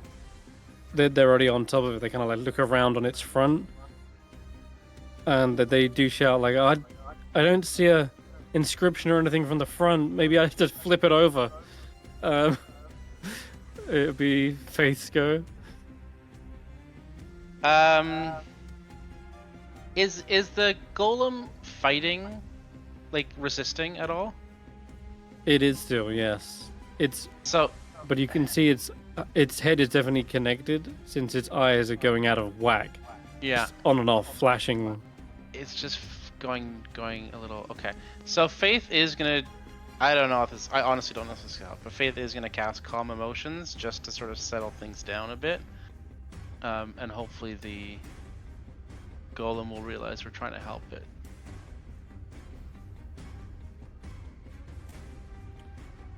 All right. I don't know if that's gonna do then anything. It is a. Oh, it can't be. You can suppress. It's a charm effect though. can't be charmed, right? Makes a charisma save. Each humanoid. It needs to Right. be. It's not a humanoid. It's a construct. That's Calm emotions doesn't say Right. anything about a charm effect. So Yeah, it's humanoid though. Yeah. It's, Oh, it's, okay. not, it's not humanoid. It needs to be humanoid. It's not a you humanoid. could suppress any effect causing a target to be charmed off, right? Never mind. Yeah. All right. Ignore that then. You don't have to use that if you don't want. Yeah, that's a waste then. She would know Um, not to use that. Undeafened. Aid. I guess, honestly, this is the dumbest thing.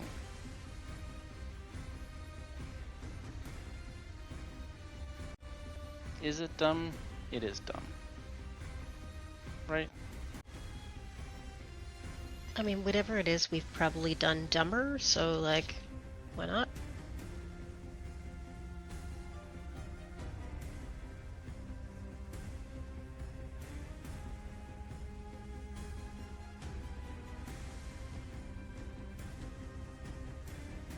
Mm. Yeah, I don't know if any of that's gonna help. This is so dumb. I don't know if this is the right answer. But Faith is gonna... Is she? Yeah, she's gonna try to do this. Is she gonna Faith try is and gonna- find the sigil? No, she's gonna start casting Mending to hope that helps, but it's still a physical thing. I don't know. It's not. It's so dumb. I don't know if Faith has Okay. anything that can really help. She can Mending start is safe. casting mending. Takes a little while, but also let's move it back there. All right. Well, she needs to. She It needs to is be the able to touch it. headless. Headless I golem, don't- yeah, you I- just- I don't know though. Like it's. I don't know if Faith has anything for this. Probably not. Probably not. All right. And I don't think. Oh, did David get his turn? Didn't get a turn. They use their turn to make the it was Arcana check. Make the Arcana check. Okay. Mm-hmm. Yeah, I don't know. I don't know.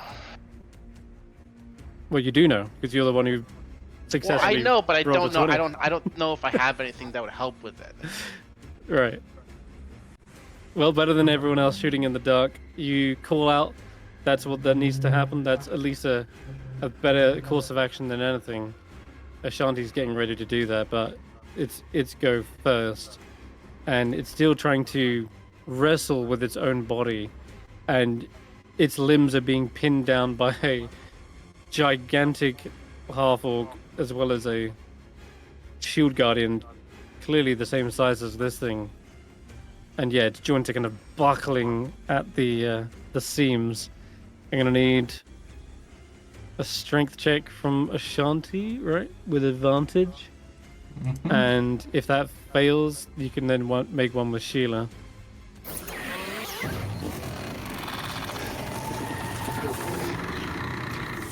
Oh, Okay, Yes. cannot get 24 past. now? Yes. It's still wrenched back down, and yeah, held in place. And I don't think. Oh wait, yeah, I'm not slowed anymore. So I'm gonna give that a second shot. Go ahead, another strength check with advantage. Oh, I nearly got that. Is it not still slowed? No, it Nah, broke out of that broke almost Oh, immediately. broke. There's the nat 20. Damn, that's your nat 20. Oh, God.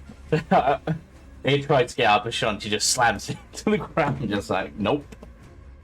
Oh yeah, there's like this wheezing sound as it hits the bottom again, and yeah, it's stuck there firmly.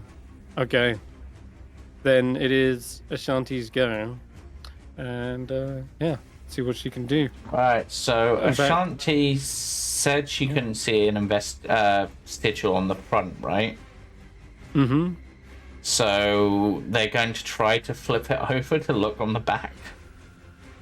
Sure. Give me another strength check with advantage.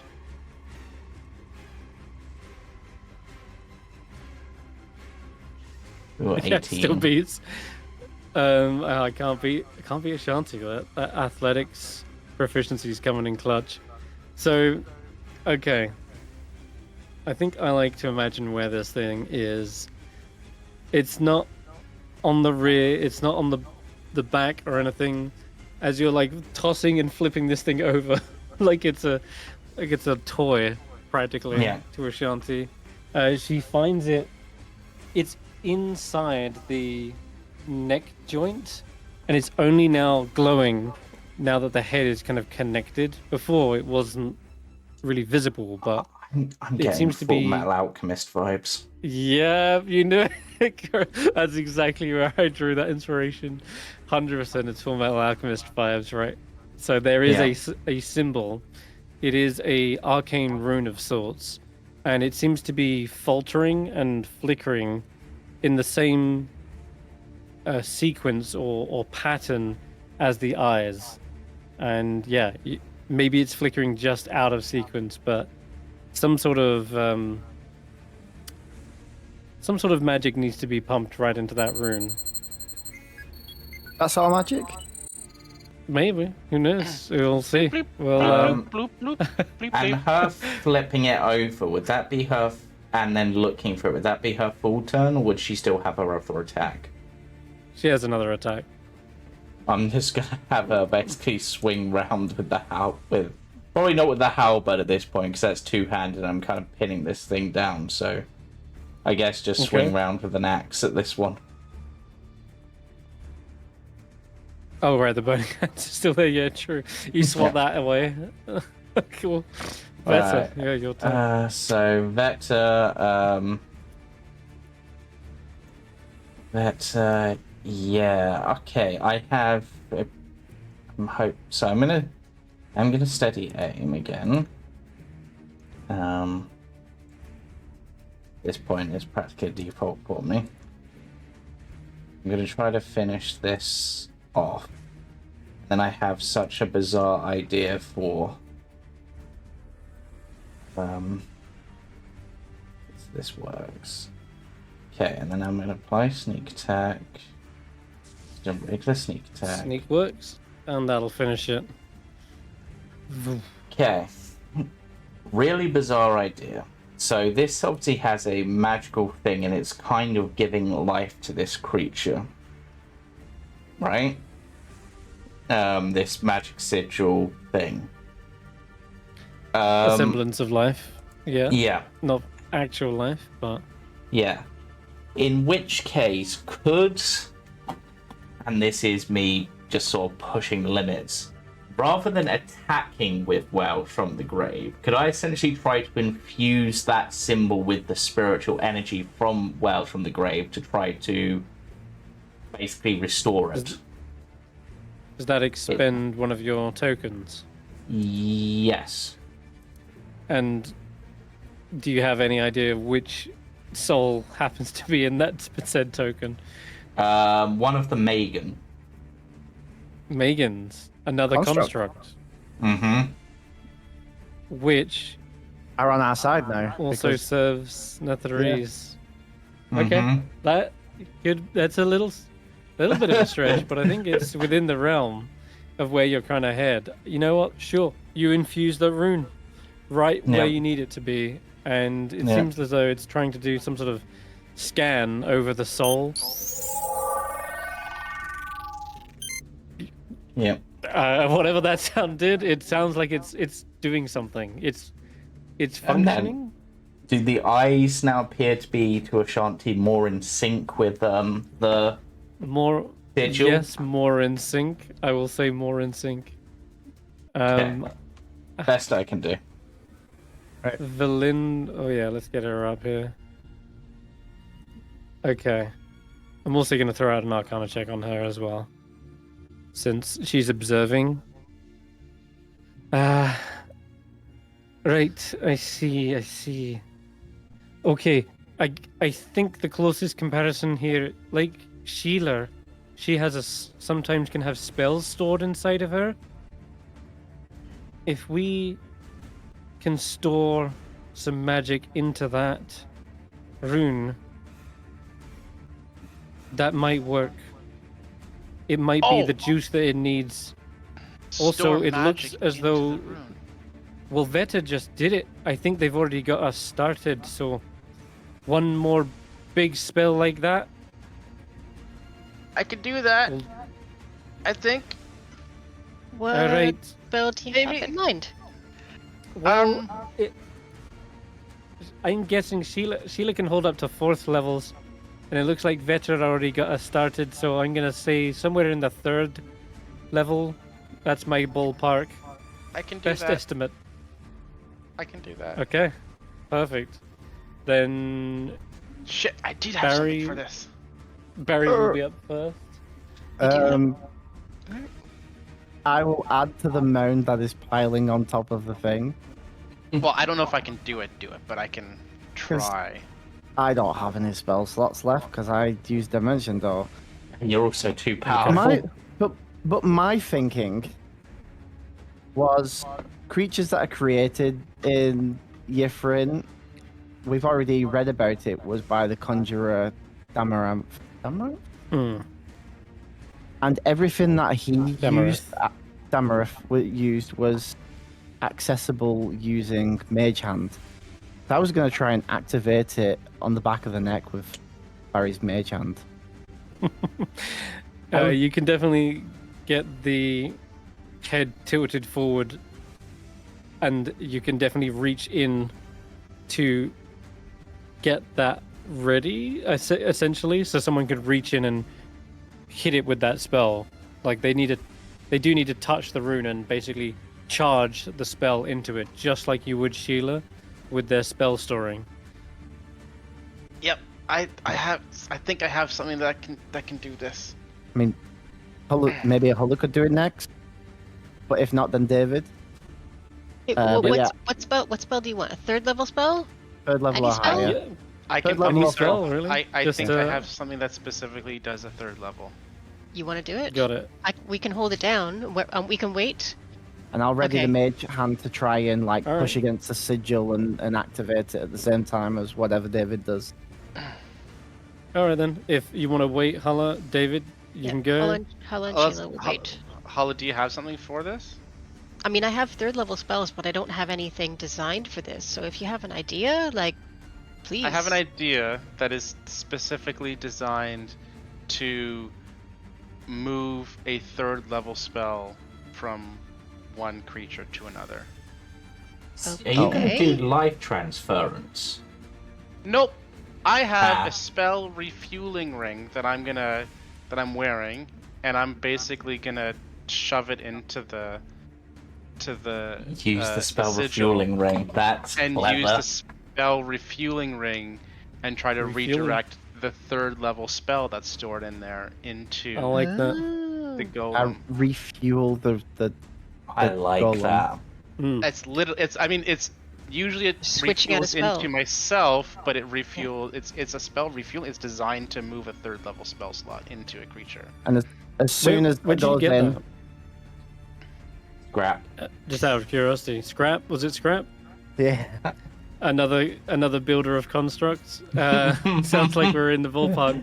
Sounds Yeah. like we're in the right realm. Okay, David. So- No roll required. Now that Barry's kind of got this thing ready for you, it's pinned down. You just reach in, and yeah, like you say, you kind of touch the ring to the rune. I'm gonna give it. you I'm gonna see- give it a kiss for good luck, and then sort of like basically almost punch it, but go into the spell and then do a little lock maneuver to activate it, and hopefully that transfers the spell. 3rd level spell. Okay. It's literally a 3rd level spell. and then slam the sigil with the Mage Hand. I slamming don't it know, like a with the- button. Cool. Whether it works or Slamming it not. in. The ring's magic begins to glow. It's almost as if it's expending it, but is instead absorbed into the creature. You see the eye is going to flicker and a sequence seems to issue forth.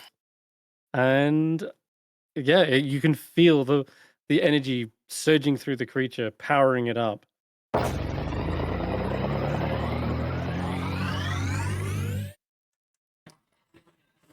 And suddenly there's the resistance ends, and you can't see it struggling anymore.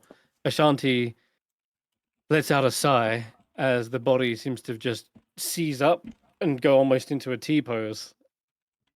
And I'm gonna end combat as you suddenly see the helmet look left, look right, and then looks up at you. Seemingly, it recognizes you as it flashes twice, then 3 times for super yes. Super yes. Yes. It was actually maybe the whole time, but we still call it soupy. It's totally super yes at this point. I guess we can get off of it, so we're not restraining it now. Yep. Right. Yeah, I realized right at the end of this battle, Barry's read up all about these constructs and made one himself in the isolation Yeah, he test, does. and I Of completely forgot course. about it till now. Damn, that would have been yeah, that would have been clutch if you'd have remembered. Oh well, we're here now. You Yeah. get off of it. It seems to clamber to its feet, and now taking in its new surroundings. I'm going to end all these conditions on it. Damn, there's a lot. The blade will be stowed.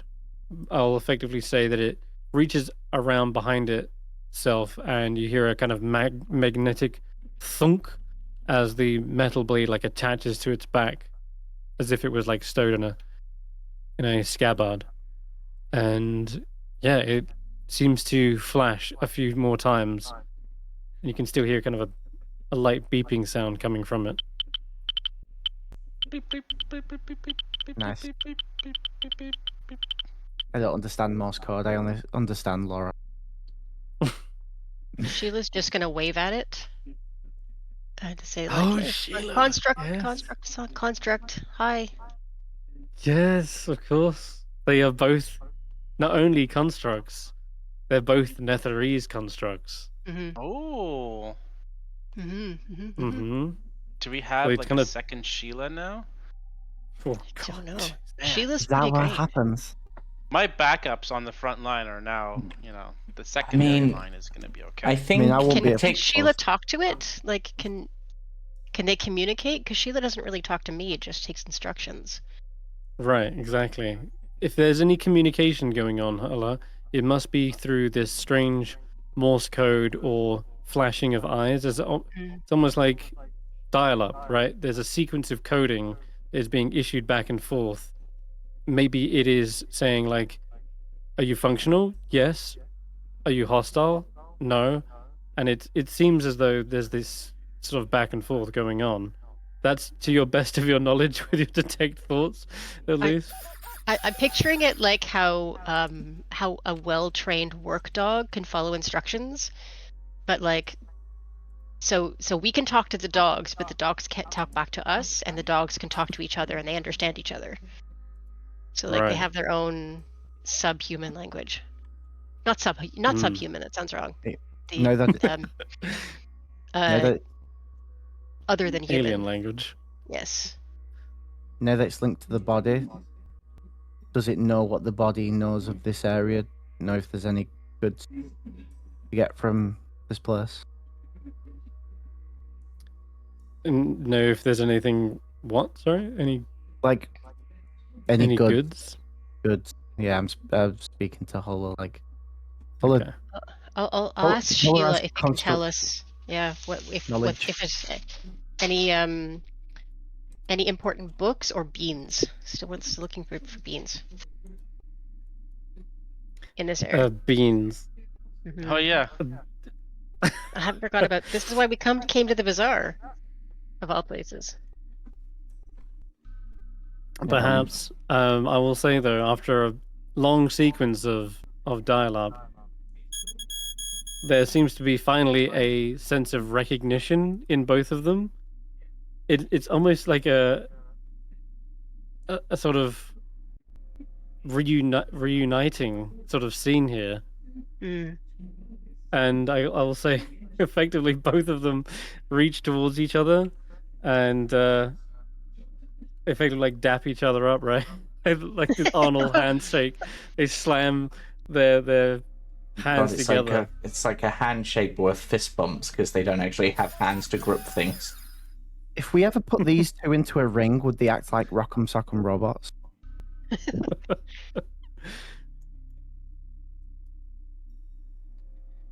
Right. And yeah, now the golem turns towards you all and seems ready to answer any questions, perhaps. Mhm. Just as the bane runs out. So, hello, stone golem. I don't know if you can tell us if you have a name. We'd call you by your name if we knew what it was. But we brought your head all this way for you. So I hope that helps with the, general state of being, calmness and happiness. It flashes twice for yes. Oh, he does have a name. Can you spell? You have hands now. Can you write it down on the ground to spell out your name? I think it was flashing for. Flashing yes, for it does it help? Oh. But it's got its if head you, back. Oh, you know what? Since you're asking, One of 26. Link. since you're asking, can the you letters. spell out a name? It will actually, I guess. Can you write? Let's see. Can it hold up a number of fingers? Let's do that. Gary the Golem. And Gary we'll roll the another Golem? one. it's a iron golem, right? It Iron holds golem, up. Yeah. It Ron. holds up a The Ron hand Golem. Giro. with 5 fingers, and then So- it holds up the same hand again, and again 5 fingers. So your 2 names, E? each E? with 5 characters. E E Ron. E wrong. Ron. It flashes once for no. Does it starts with E? EE is its Maybe it's Is just EE. broadband. Like a or just dolphin. number 55? It flashes twice for yes. Oh. Number 55. Oh, 55. Six Oh, or, 50. what, 6 or 7. This was number 55. Oh no! Early Zero, model. five, Does Early that math. mean Zero, does- 055. Does that mean that 607 was a Netherese robot all along? Hmm. 055. I really don't know. 55. See, Carlos Science. I was just thinking we should call him Carlos. Carlos. We'll call you Okay. Carlos for short. Can we call you Um, Carlos? It flashes twice. yeah. Hey, Carlos. Hey. Right, Carlos. Carlos, do you know where we can find a bag of magic beans?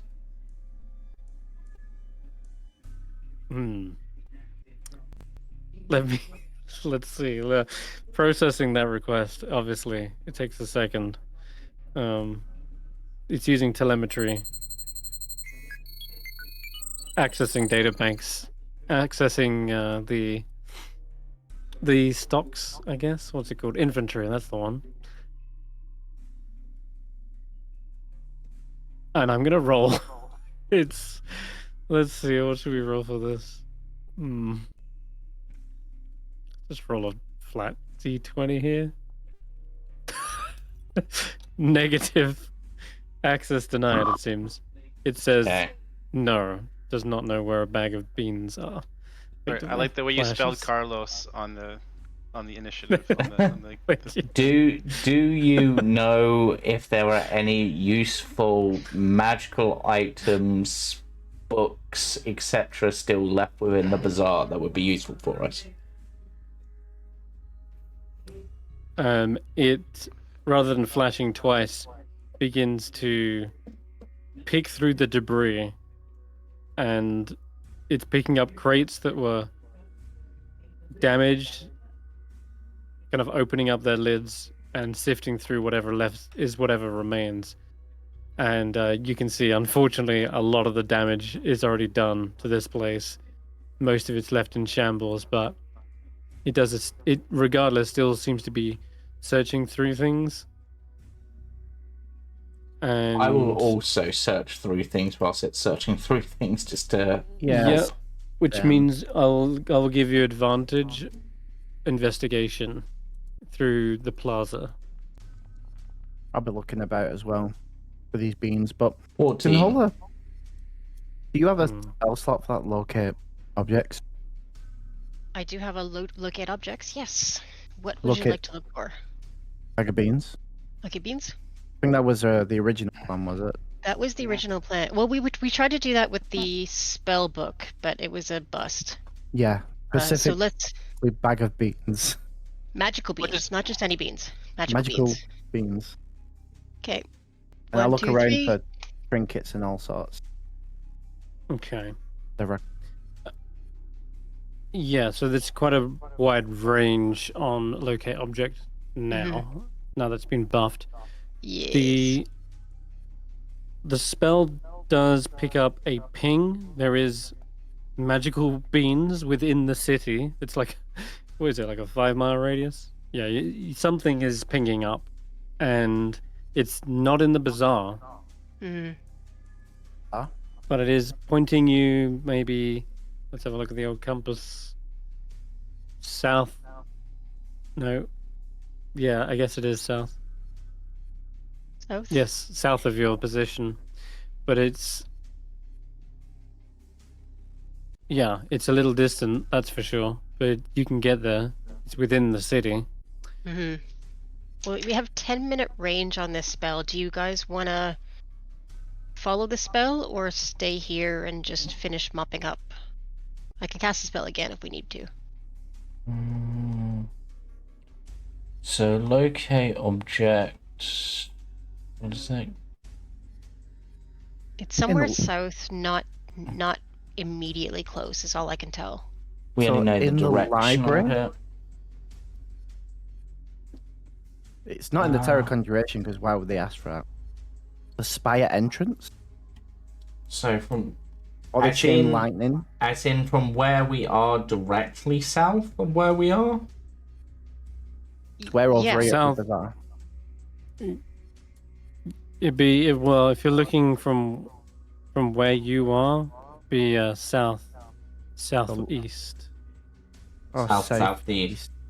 It, But House it of is the at Arcane No, or the look at the museum? bottom right. Look at the compass on the bottom right. oh, the everything's compass. everything's lopsided. So No, it south is would Quite south literally, would the whole be- city is on its side. To South be would fair. be that Uh, the prison. the library or prison or Spire entrance.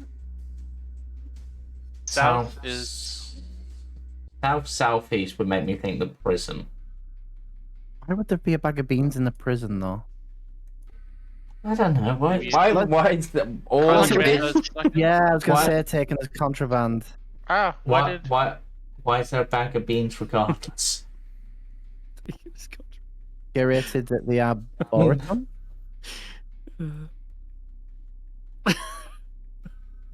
Either that or it's at the Spire entrance or in the library. That's southeast. And these smugglers keep South, bringing in beans into the east. city. We need tighter control. I mean, I Isn't don't that- know. With what a bag of beans can do, I feel like that probably does need some control to it. If Isn't it's, yeah, the- somebody could have tried to smuggle it in to break their friend out, you know. Yeah, it might grind to a magic magical beanstalk and smack. spell providing beans. I mean, if it's important enough that the hags want it, then it's got to be something. Yes, cat. Oh, is Charlie staying with you? Yeah. Is Charlie? No, Charlie's dead. Oh. This is- Sorry. This is Kiskin. Kiskin? With my Tell them what I 14, said, as I love. was looking around, did I find anything? Yeah, I wish there was, but it doesn't look like anything survived the onslaught of this headless golem. Pretty much destruction every which way you look in the plaza. That's not to say the entire bazaar is destroyed, but this particular building, the one you're pouring through and picking through, it's ruined.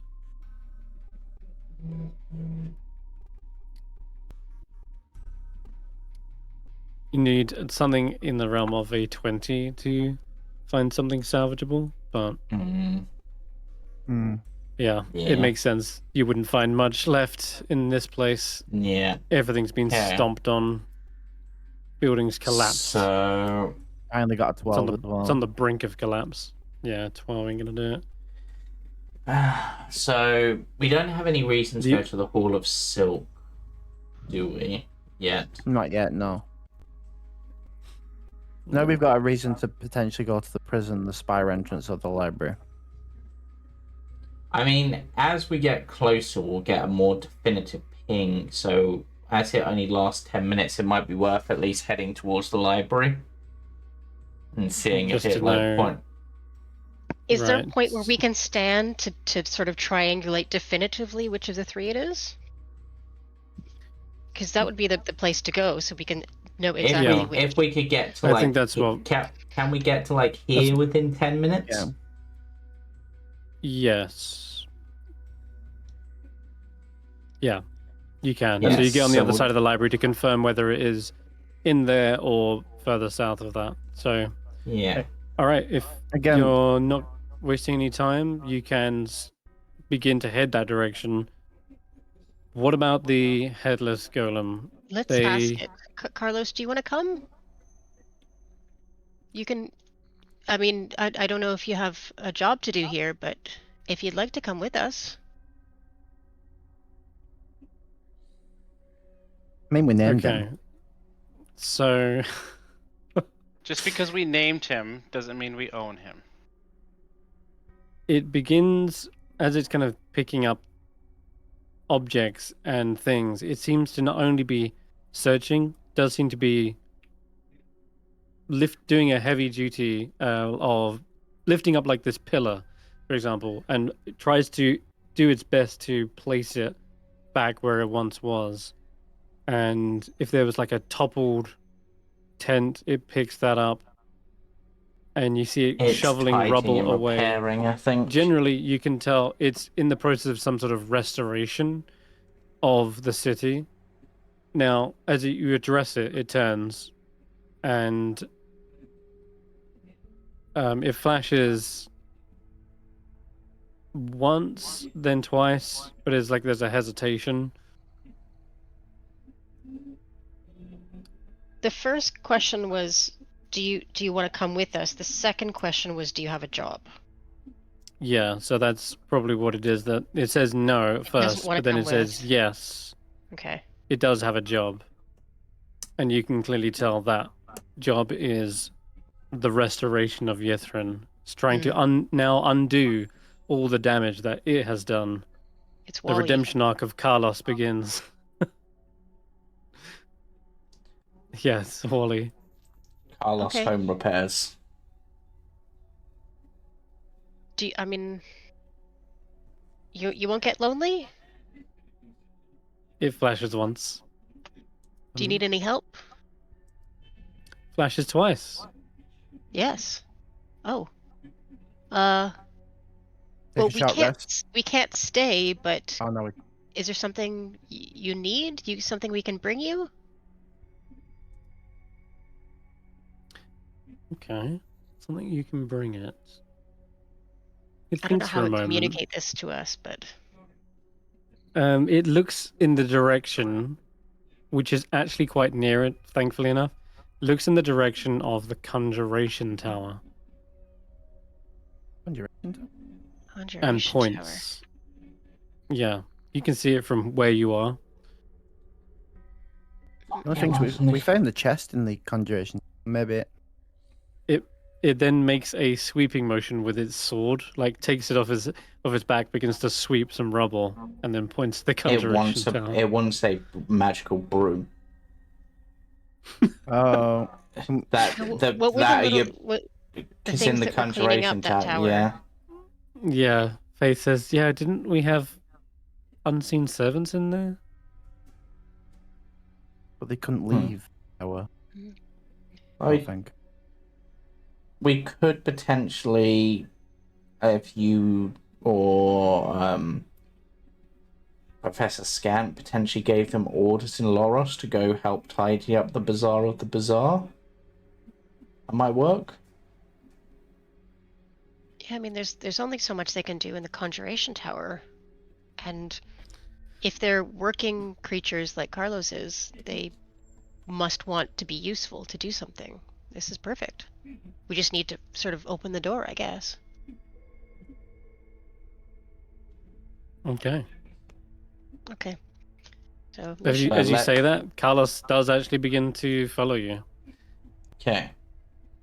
Right. Okay, so well, we're not if going we- there first. We're going first to the library to find the beans, but second, we'll go to the conjuration tower for you. Yeah, but if we position It ourselves flashes- here, this will tell It us flashes twice for the yes. direction. Seems to understand. Okay. Being sidetracked. We had the tower tour to go on, and we're being sidetracked. Yeah. We love a good side mission. Look, we made a friend. We did promise the head we'd help it. Consider the body an extension of the friend. Extension of the head, rather. I mean, technically, we told the head that we would reunite it with his body, so we've fulfilled that obligation. No, we're Um, side questing. Corollaries, yeah. Well, we're I'm off not in to a the hurry. beans. We're not in a hurry. Nobody's in a hurry. Let's go. Okay. Let's head that way. So I'm gonna grab Carlos, if I can. Won't let me. All right. You just head quickly 10 minutes that way. It's gonna be, yeah, probably by the time you get there, picking through the rubble and climbing up here. 10 minutes starts to elapse by the time you get here, but you can, once you reach the other side of the library, confirm it is still pointing in that direction. Slightly different now.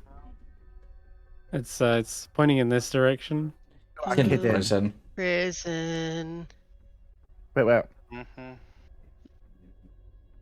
Well, we didn't have a reason to go there before. Now we do. So, hooray. I just. It is the prison, right? Because I saw your marker stretch all the way to the Caves of Hunger, and I was going to be so pissed if we had to go back there. The spell does not tell you distance. We're thinking prison. I mean, we This can. tells you the direction.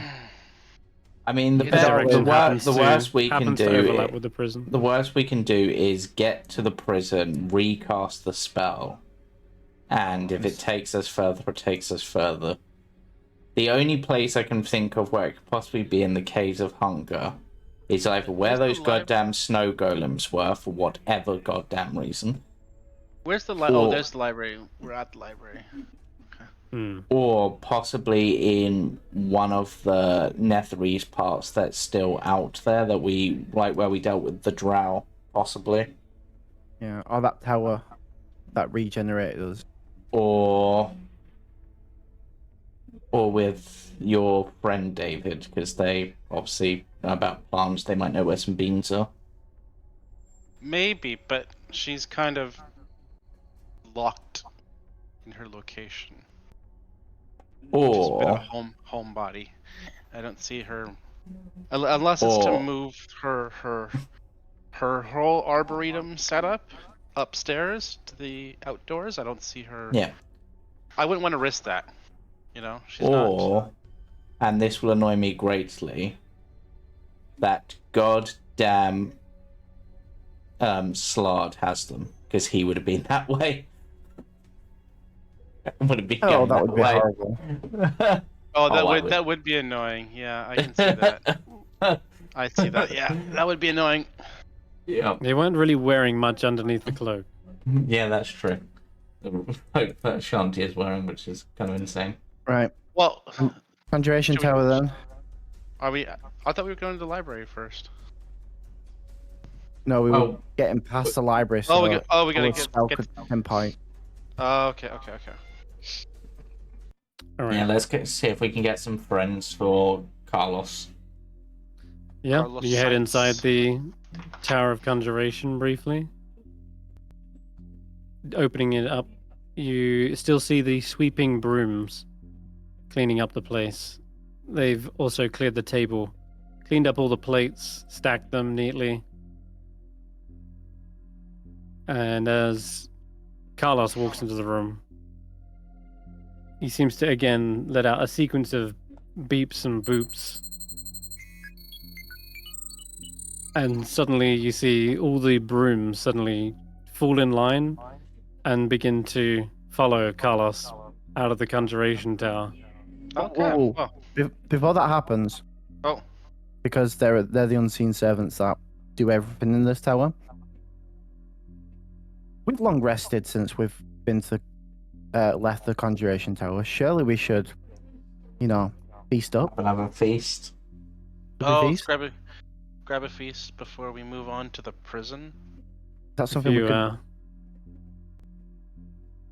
if you listen to the description I just said, I Oh, they did cleaned it mention up. the plates have all been cleaned up, stacked nicely and neatly. Damn it! The table's been cleared. But we could have a So short rest you- here before going to the Yeah, we could prison. show right. We could do the short rest so that at least Barry gets his spell slots back Yeah. All right, before we move on, because we just taking a short rest. yeah. Let's just take a quick break. It's been a long okay. morning. While we're breaking, Sheila and Carlos are going to sit next to each other and just sort of beep at each other, because they're really the only ones who can talk to each other. Sure.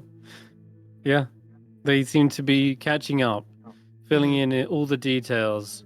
Sheila's no doubt going on a massive story about how they wound up in a goblin lair, strung up, and almost stripped of all their parts. Probably explains how you guys got them salvaged, fixed up, and part of the team. And it seems like Carlos is listening intently to the whole thing, flashing for yes every once in a while. Everybody who's resting gets an extra 6 HP for my Song of Rest, as I am chanting something, I guess. And everybody who's having a short rest, here's the tale about the other Sheila that I made when I was in the tower and its intricacies. And you feel inspired by the fact that we have another Shield Guardian-y Giant robot. friend, Carlos. So that's 14 In other words, inspiring HP, leader. right? Yeah. What does that give us? 14? Yeah. Oh no, wait, Ashanti doesn't get that one, does she? But then again, actually, no, in this case, Ashanti could get it because Vector doesn't need it. Because I took literally no damage. Oh, okay. Oh, yeah, that works out. I took a little bit of damage. Faith didn't take any damage either, did? No, Faith was okay in that one. So, He's all right. Just the So- frontliners. so Velin could have that temporary HP as well. All right. Thank you kindly. So it'd be me, Ashanti, David. Yep. Did Hulla take damage? I didn't know, Can so Sheila get I'm okay damage? without it. Can She Sheila can, get Considering- she can regenerate, so she doesn't really need it. Yeah, but I can do up to 6 people, and there's people here Might who as well don't need get- it. Might as well get Sheila so that there's at least the temporary HP. Mm. Yeah. Okay. So, Ashanti, Barry, Velin, Sheila, and David and Carlos. Jesus. All right. All right. We are updated. Okay, cool. Alright. Then, as you're passing the library, Valen does say, I've been rather intent in studying this place for a while. I might just nip in. We did see something was in here, though, didn't we? Some sort of jackal-headed creature with a penguin? Oh, yes. We could do yeah, with is that where that. they went? That was bizarre, but, No, we just left the bazaar. huh. Yeah, my mistake. Well, maybe I should wait for you lot. I mean, You want to stay behind in That's the up to you. at the library? Are you going to be safe? That's what I'm concerned about. I might be able to put up a tiny hut. I'll just pick a few books and set up a hut. Don't forget you have your wand of magic missiles. Ah, yes, of course. And it's recharged. It took a dragon down. That wand? It's got 3 charges. Okay, so So it's up to you. You can pop in the library or head to the prison. Either one mean- is fine. I mean, as someone who is our expert on undead things, when we told the prison was full of ghosts, so that kind of seems up your alley. Ooh, Oh, great. Oh. I like ghosts. So out of character, I'm still thinking we continue on with the tower tour before we start looking at places, just in case. Because we don't know what we might need at each place.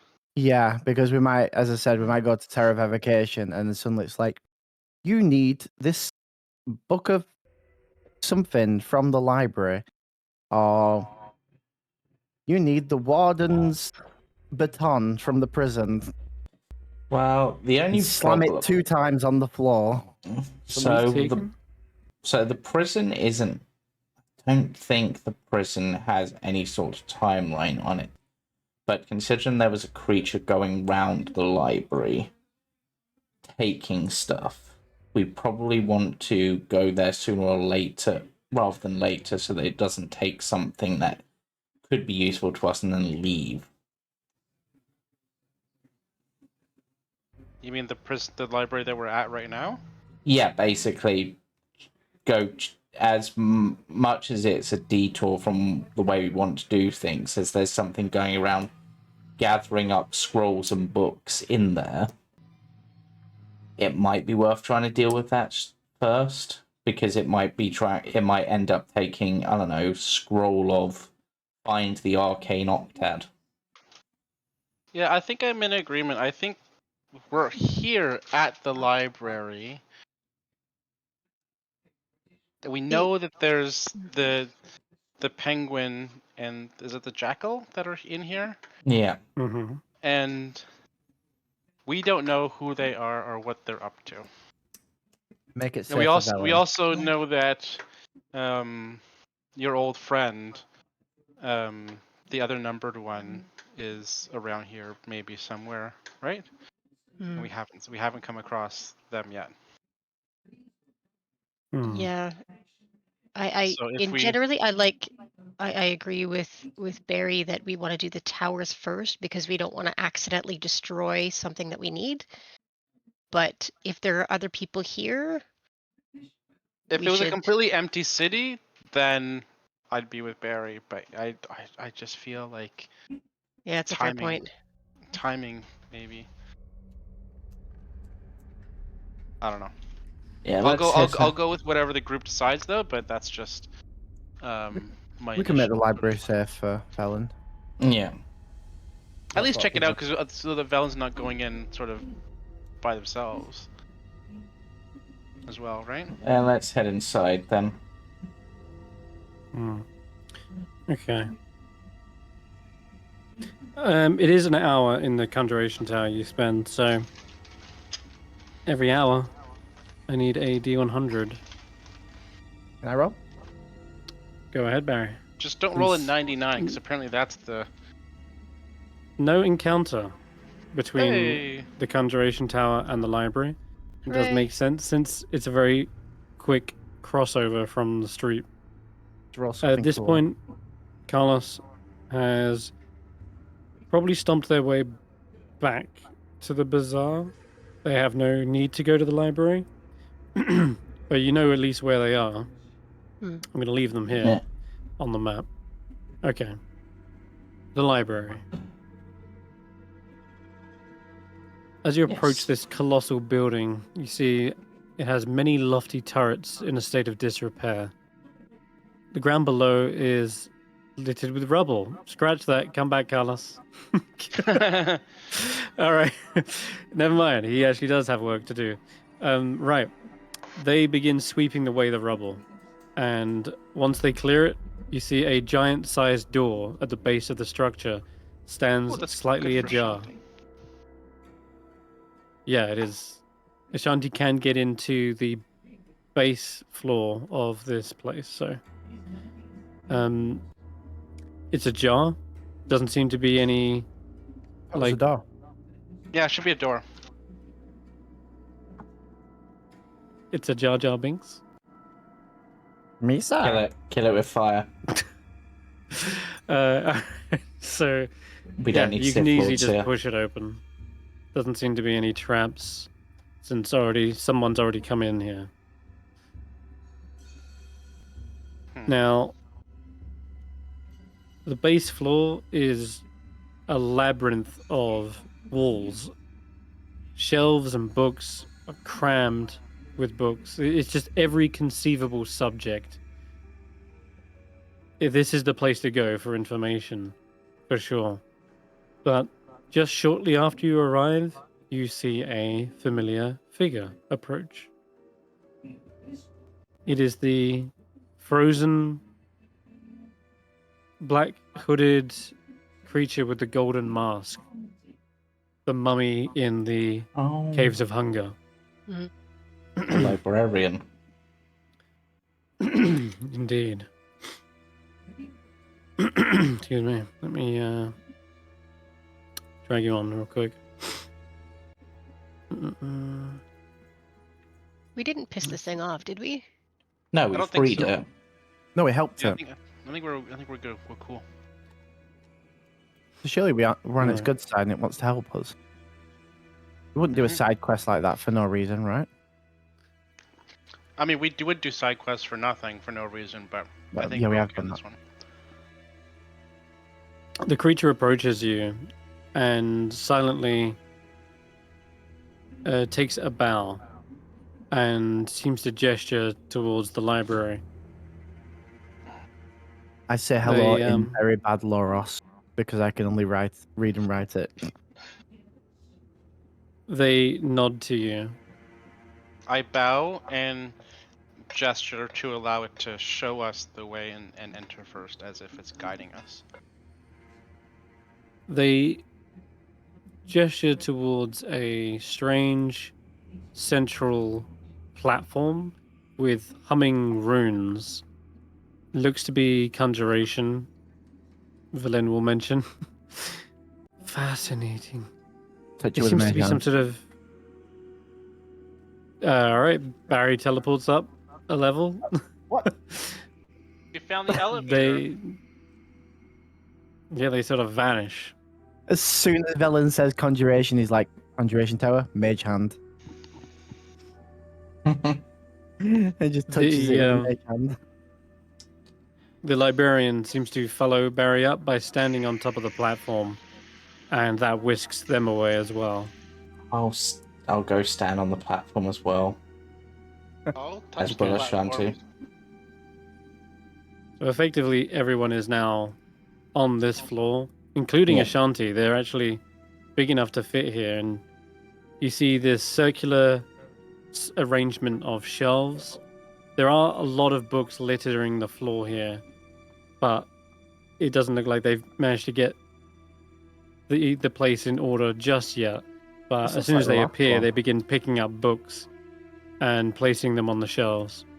I'm just going to say help him. arcane octad and just sort of just like, where is it? It nods Oh. and begins walking to the west. Are we going to preemptively get an arcane octad before we've even got the thing from the tower? Oh, yep. Like it. Like one's already been stored here? I Amazing. thought I'd That's ask. such a good show.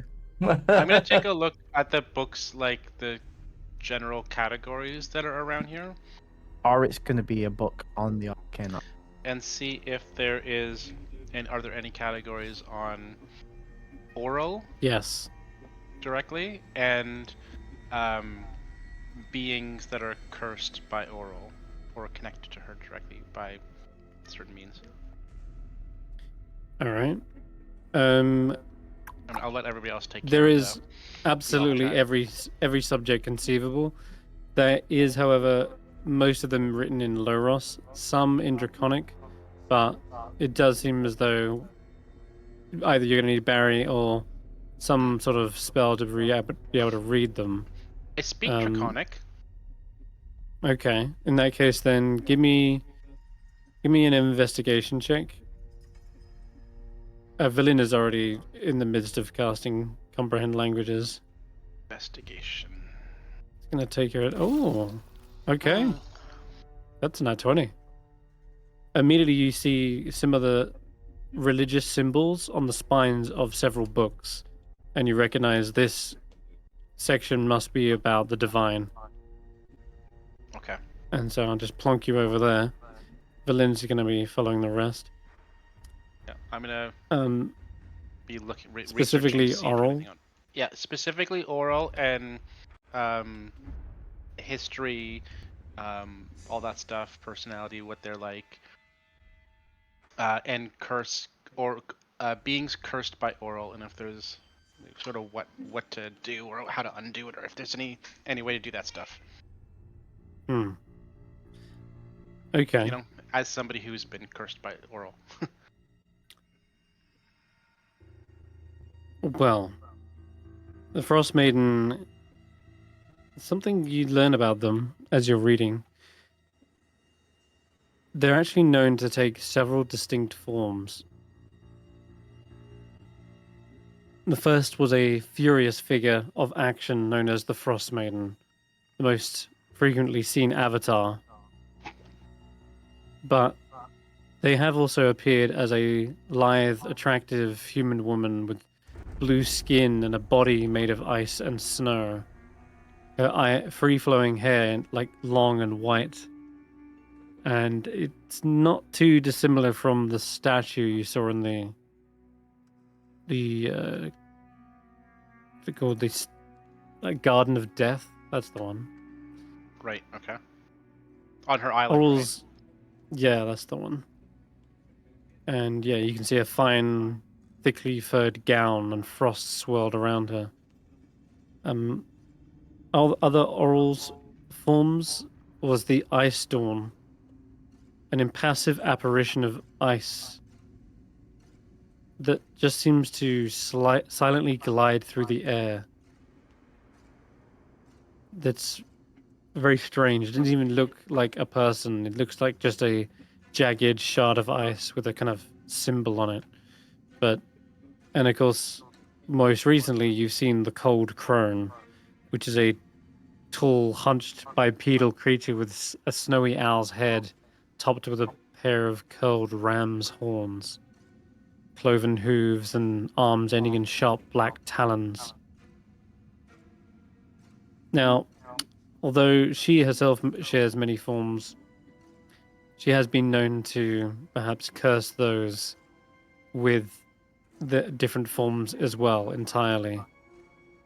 But she's often not one to seek out vengeance specifically. She is much more reclusive than that. She just simply doesn't involve herself, doesn't care. There's this general sense of cruelty and neglect to her followers, but people know this to be sort of a representation of winter's cruelty and its uncaring cold. The weather doesn't care that if you're prepared or not.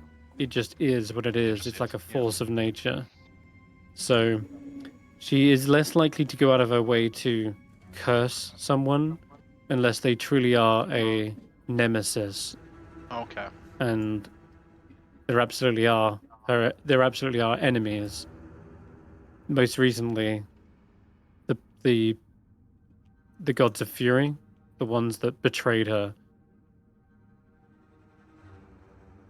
And it's said that she did curse some of their followers, ones to Talos, Malar, Umberly. Malar's already pretty much cursed already because lycanthropy. But as for Umberly, many kind of sea-dwelling races were likely cursed in some way, some fashion or another. And I mean, you've probably already come across a few of them. You've seen sea hags, Merrow, Sahuagin, all of them monstrous creations that once held a much more civilized form. Like Merrow used to be elves, for example. Sahuagin were corrupted by demonic energies. And as for sea hags, well, they're probably they're probably in the ballpark of what you can imagine a cursed creature would be. Like, cursed to be this hideous, salty, slimy creature by Oral. That's something you would imagine Oral's doing could have been. Especially if they worshipped Umberly.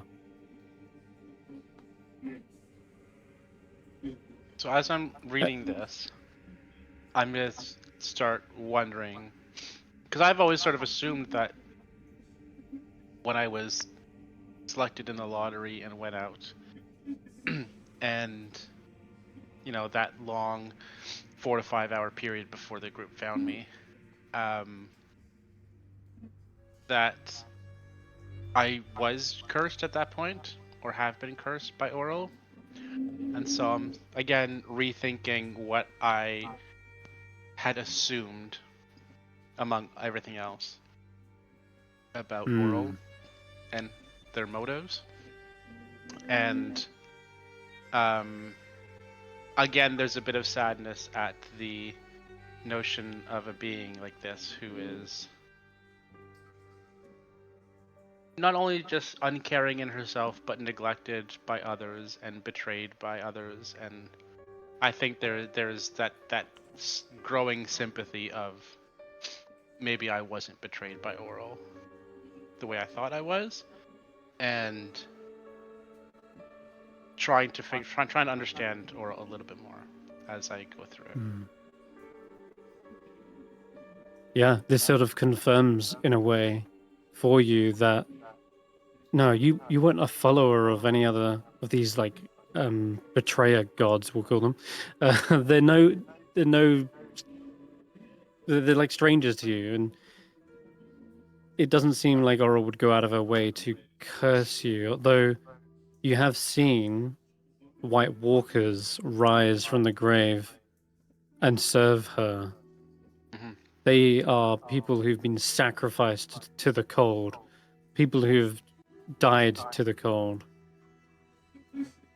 But your form is nothing like that of the cold light walkers. You're not got any glowing eyes or or freezing auras. You seem to be totally apart from them.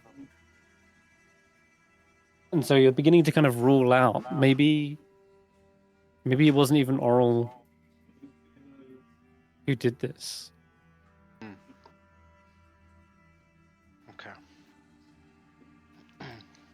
And if so, what was it? Who else? Okay, and after we leave you with that little mystery, you followed the librarian into this section. The arcane octad is what you're after. And you two can give me investigation checks, and you can both roll with advantage. I'm saying Barry and Veta because you're in the actual room. Okay. Yeah, with advantage, since you have the librarian helping you. Can Faith I'm gonna give me boost. guidance? Can I give guidance to Vetter? Move into the room? Yeah, you I can get up got- alongside them. 15 so far. 15, okay. Why did it roll with question marks? That's weird. I don't know, but I've got 18. An 18, okay, that's good. Can Faith give guidance as well? No, she has no guidance. No. Alright. Because that would have brought me to 19. David can. He's not in the elsewhere room. at the moment. Yeah. I'm not there.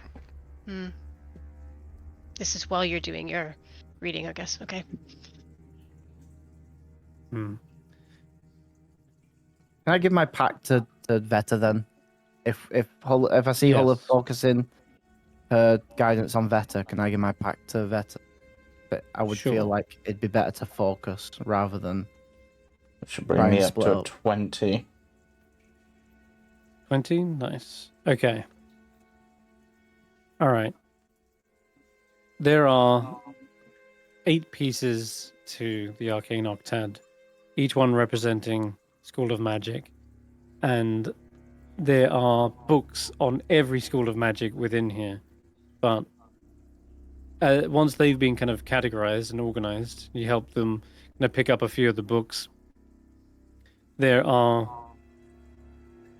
books specific about Yithrin, its protocols, its safety measures, and security measures as well. And flicking through the pages, Barry, translating some of these passages, you begin to hone in on specifically what this thing is, the rite. You are correct earlier in your assumptions, Veta. This is a form of ritual that's used to deactivate the barrier surrounding the central tower. You need 8 pieces of it, and they have to be done in sequence from 1 to 8. Only the archmages of their respective school of magic were given access to this. It was a secret code. Only the high transmuter, conjurer, evoker, etc. were privy to. So it would not be simply lying around. No, it wouldn't be public knowledge. We're not finding one in the That's- library then. Indeed, yeah. You will need to be finding your best chances of finding them are by finding the high mages themselves. Speaking of, the best place to learn about those is actually the museum, not the library, but that is mentioned here, that each of the high mages have their own portraits and plaques listed in the museum. So if you ever want to get a visual of what they actually looked like, that would be the place to go.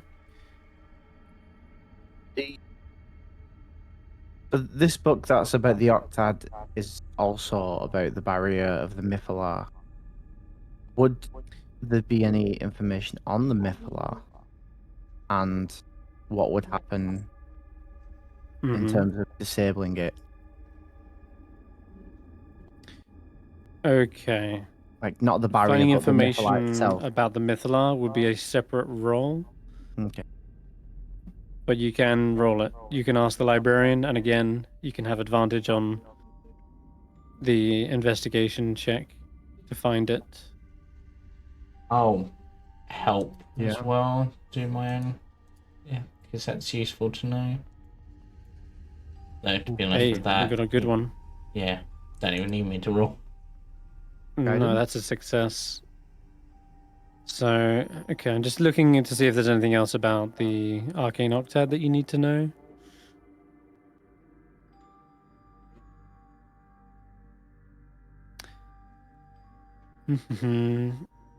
Yeah, assembled in order, 8 steps. The ritual was also designed to test visitors' magical aptitude, but can be performed without casting spells. For example, an adventurer might summon a flame in the palm of your hand by holding a handful of lamp oil and lighting it. So that is something to note. Just has to be a flame. It doesn't have to be magical. So we could light a torch and then grab the torch end, which burns our hand. So it Summon would be a a test flame of in your hand. endurance and pain rather than just magic. Yeah. Like we could grab the end of a torch and pull the flame off the end of the torch. There you go. That's not summon. summoning a flame. Yeah, but you'd have to light the flame to begin with. In your palm of your hand. I wouldn't really Okay. say the torch is in the palm of your hand. The torch is in the palm, not the flame. Very specific then. Anyway, I'm sure we have The example given is hold a handful of lamp oil to summon a flame. It isn't hold a torch, sort of like keep the flame away from you, No, Safety no, no. at all times. No, I wasn't saying safety wise. I was saying literally grabbing the end of the torch where the flame is. But anyway, it's not important. Yeah, the process would take damage, and you're absolutely right, Hulla. It would be pain. Absolutely. It's kind of detailed that, yes, probably the person doing it would take fire damage in the process. Okay. Yeah, I think that's everything on the Arcane Octad. So, you wanted to say now the Mythalar. Okay. Well, as you've already seen, the Mythalar is an enormous crystal ball held in an ornate cradle. The globe sheds light in a 300-foot radius and dim light for an additional 300. The globe itself draws magic from the weave and can be harnessed for various purposes. And there are diagrams showing all the different types of uses. For example, Netherese mages use Mythalars to keep their cities aloft and empower their magic items. The bigger the Mythalar, the more magic it can hold. The largest Mythalar in recorded history was 150 feet in diameter, making it practically a Dyson engine at that point. The Yithrin's Mythalar is actually a relatively small device, a mere 50 feet in diameter. You say mere, it's still ridiculous when you compare it to the Summer Star, which is only a few inches. It's and almost as big as Ashanti. Right, yeah. But you remember the absolute devastating power that just a ring-sized Mythalar could hold. Imagine one the size of 50 feet. It's insane. Nonetheless, you had to actually attune to the Mythalar to be able to use it. And up to 8 creatures were usually attuned at one time. This was usually the role of the High Mages, the ones with the access to it. So in other words, those who completed the rite were then likely attuned to it. If a 9th creature tries to attune to the Mythalar, nothing happens. You need just at least 8 creatures to be able to utilize it. All creatures attuned to the Mythalar can sense when the device is being used. And a creature attuned can use any of its properties, but only if all other creatures attuned to the device agree to use it. So there has to be a unanimous decision whenever one of its functions are activated. For example, whilst you're on the same plane of existence as the Yithrin Mythalar, you can use an action to cause it to fly in any direction you choose at a speed of 30 feet. All matter within 500 feet of the device moves with it. The Yithrin Mythalar and all structures held aloft by it hover in place when not in motion. So this is the function to allow you to literally fly the city. So what I'm hearing from this is the Archmage, probably one of the people attuned to it, and we won't be able to control it unless we take out whatever that thing is you saw, Vetter. A very Yeah. apt assumption. And there's more. You can recharge magical items with it. And you can also control the weather with it as well. So if you want a clear sky, no turbulence, you can cause that to be this case. And that is similar to what you already know. You have the Summer Star, and it has that one use of control weather every 10 days. This one can do it like on a whim. It doesn't even need to be outside either. What's the radius on that? I'm assuming 50 miles. What's the mileage of the Icewindale?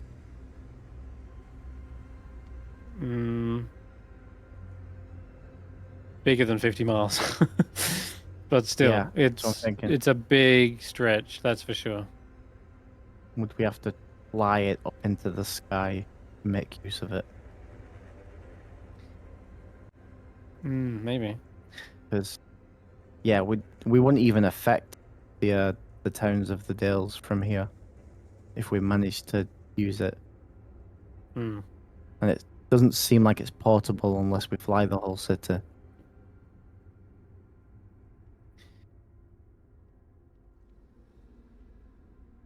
Yeah. The other question swirling in your mind is, of course, what really occurred? How did it fall? You're probably privy Why to would- more information than that, but still. Why Mm, why would that occur? I know how it fell. So you say. I did it.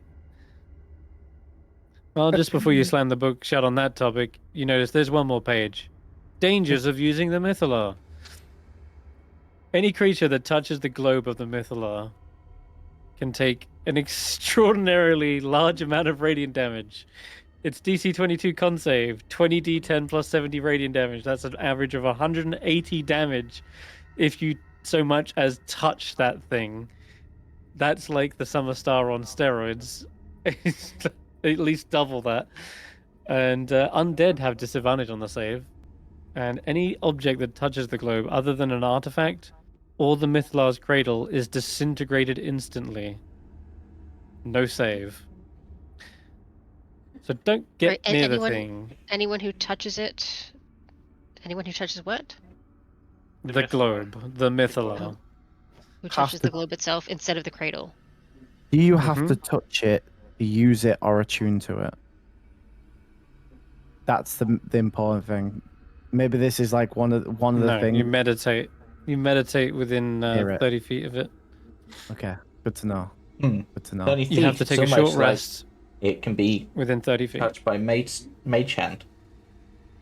Oh, Hmm. true. Yeah.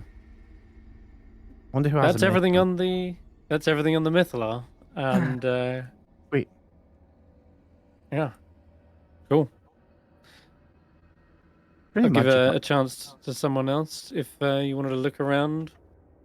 Hulla, I've done- did you have anything you want to look for?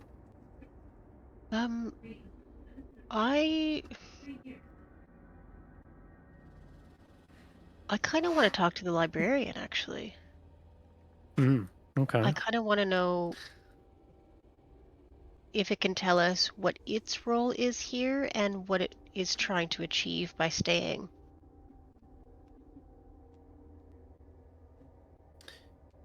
In a similar function to the constructs you've seen up to this point, Hmm. this undead creature seems to be very methodical in its work, picking up papers, putting them back into books, organizing them, and shelving them. They are cataloging and archiving everything, trying to restore Yithrin back to its original state. They're a the word ends with C. They're a curator, I guess. Yeah, something like that. Okay. So I'll ask it. Do you think that Yithrin can be brought back to its former glory? It seems pretty dire right now. It seems dead. Everyone's left. Is there a way to bring it back?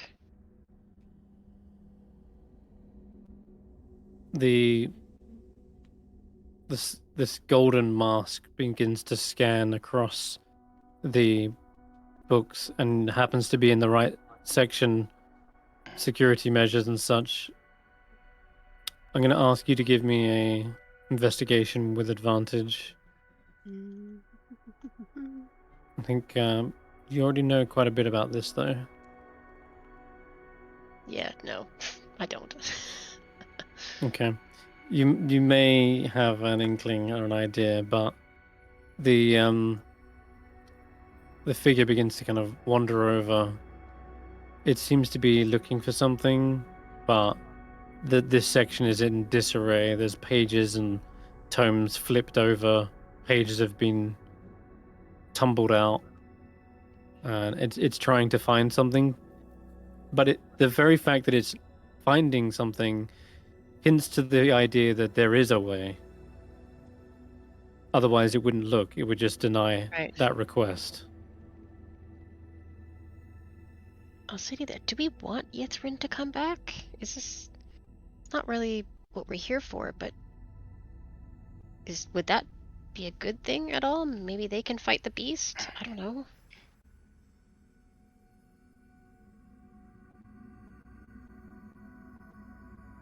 I'm not sure if.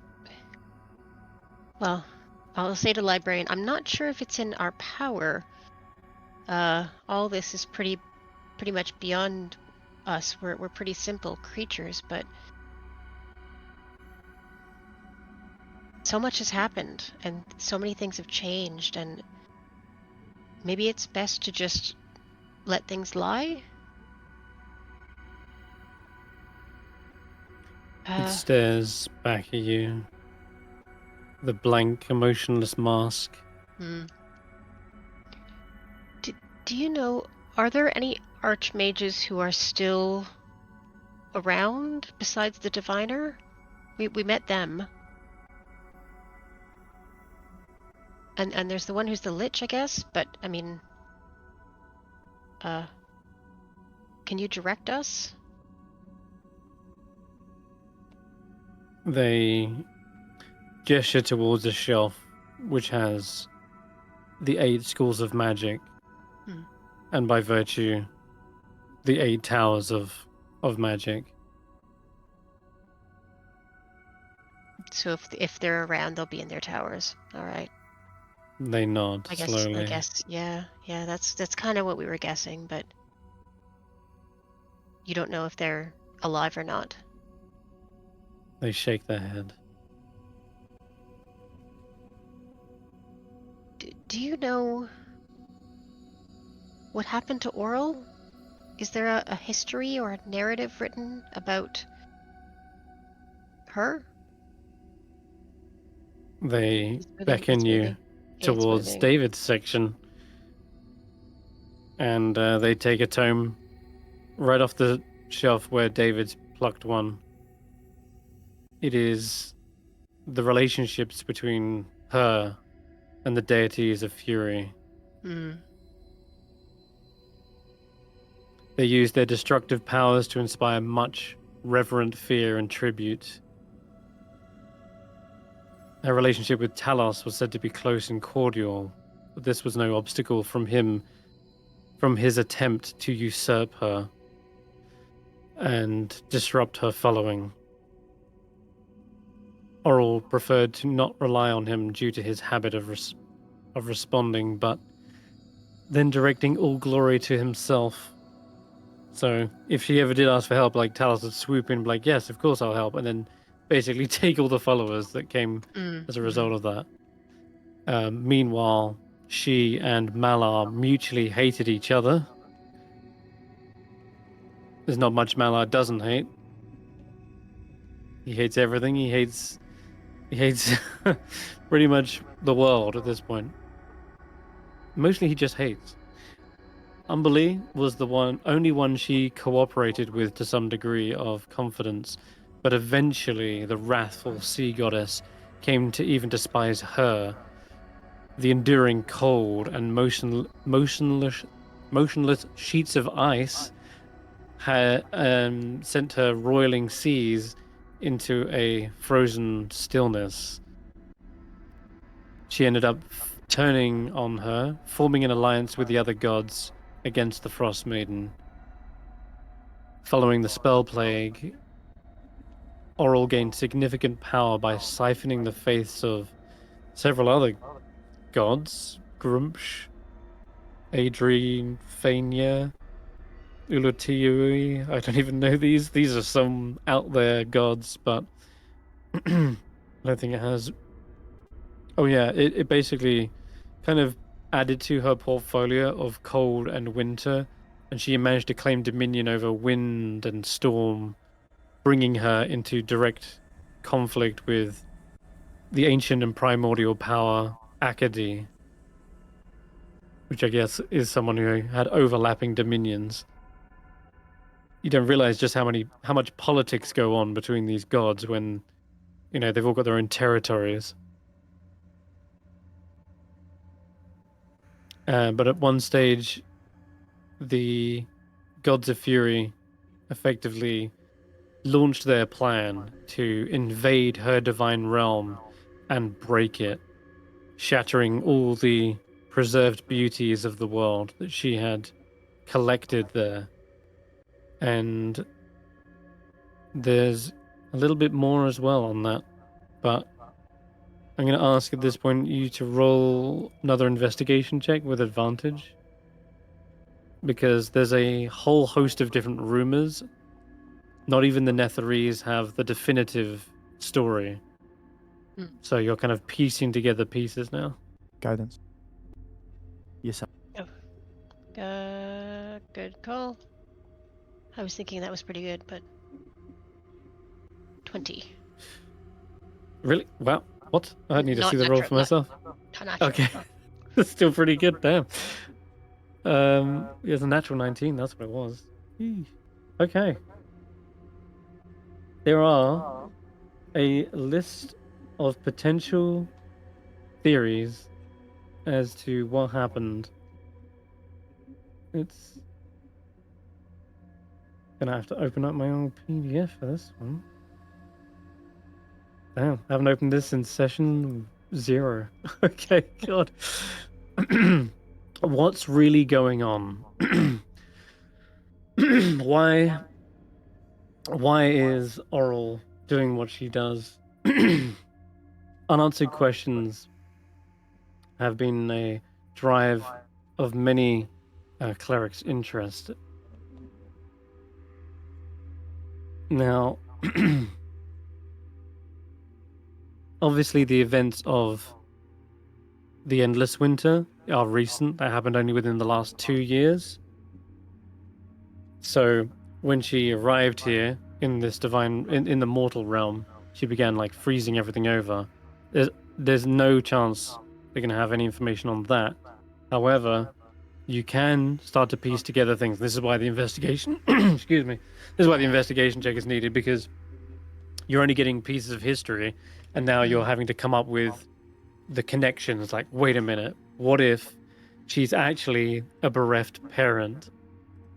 That's right.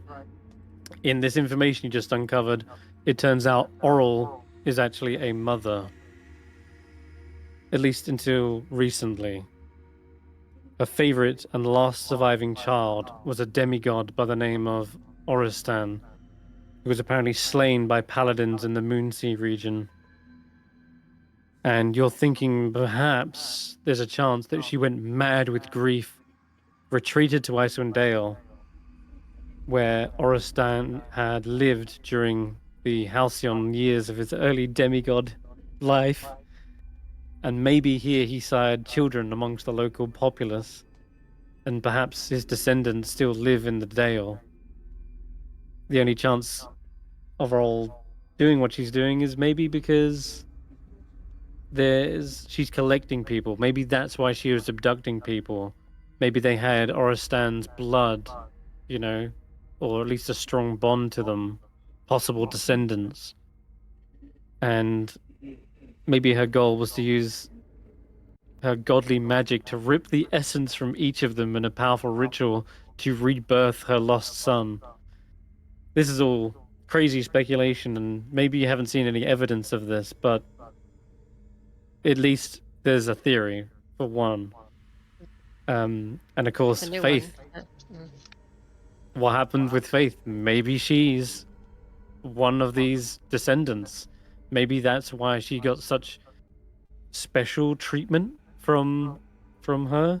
Maybe that's why she was collected, and instead of sacrificing these people, she kind of came to her senses and realized there's no bringing back her son. Why would I do that when I've got his grandchildren, effectively, or great-grandchildren? And maybe there was a soft spot or a bond connecting with Faith, since she was so like compassionate and trying to reach out to Oral to make amends. Maybe that really hit a nerve and changed her plans, but that's one possible thing. There's also the other idea, and this is the one you have got evidence for. injury and loss. So it's the idea that Oral was injured during this war with these gods of fury, and her realm being shattered and lost, she simply wanted to create a new world. And you actually see her name, the name of the demiplane is known as the Eternal Shards, a place where she stored everything beautiful she found and loved. Things were held, frozen there forever, for Oral to keep and admire. When it was destroyed, her life's work and passion was shuttered before her eyes. Wrecked by this loss, even more than her godly injuries, she retreated to the place on the material plane where she felt most at home.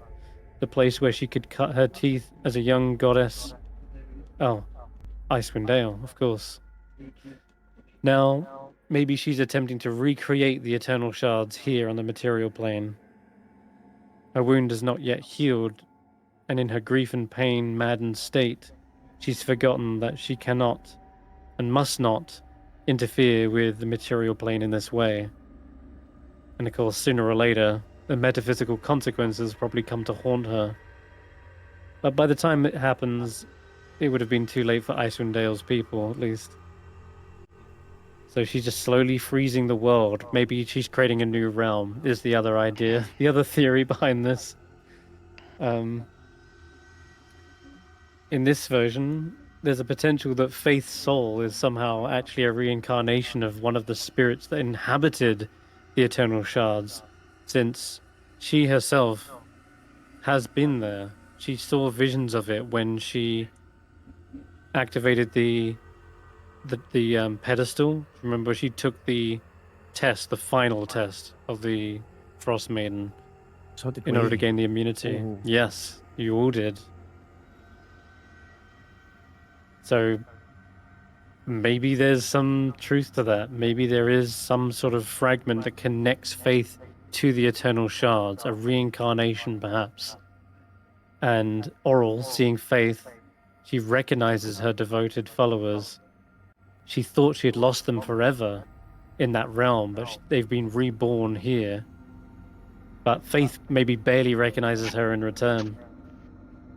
And thus she kidnaps Faith and took her back. And maybe that's the reason why she did all of this.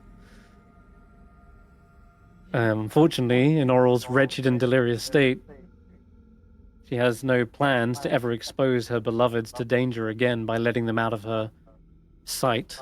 And that's why she probably trapped her within the fortress.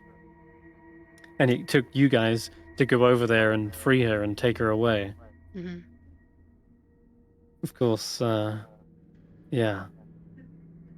Wasn't happy about that, I reckon, Oral. That's maybe why she sent bands of creatures after you to try and maybe either retrieve Faith or stop you. She came willingly She did. to help us And- help Oral. Mm-hmm.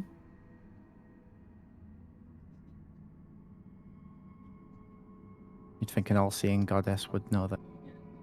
Maybe she's not all-seeing as we thought. Even gods can be contradictory. Even gods can make rash decisions whilst under an immense amount of emotional pain. Decisions that don't make sense because they're not thinking. Any version. There is one more theory. It's still Oh more, my god. but I won't go too long into it. But I believe it's basically the last faithful. Faith in Oral, never a goddess with wide appeal, has been declining over the centuries. Until now, there are only a handful of her faithful left. The loss of Faith has weakened her and left her vulnerable in surprising ways. The problem is now that those followers who remain do not understand her in her original capacity, as an embodiment of the necessary darkness and suffering that must come as a part of the natural cycles of existence. These people have twisted their faith to their own desires, and you've witnessed this. This is more evidence you've seen all over Icewindale. Frost druids worshipping her as a creature of capricious, chaotic evil, like they themselves are, willing to inflict suffering for no other reason than whim and delight. But perhaps that's not who she is. That's not who she's supposed to be, but it's who she's becoming because of those followers who are warping her. You can imagine the less followers there are, the more influence each individual follower has over their own god, in how they worship them, in the acts they perform for them. So Taking out a maybe lot that's of why. them. You have, to be fair.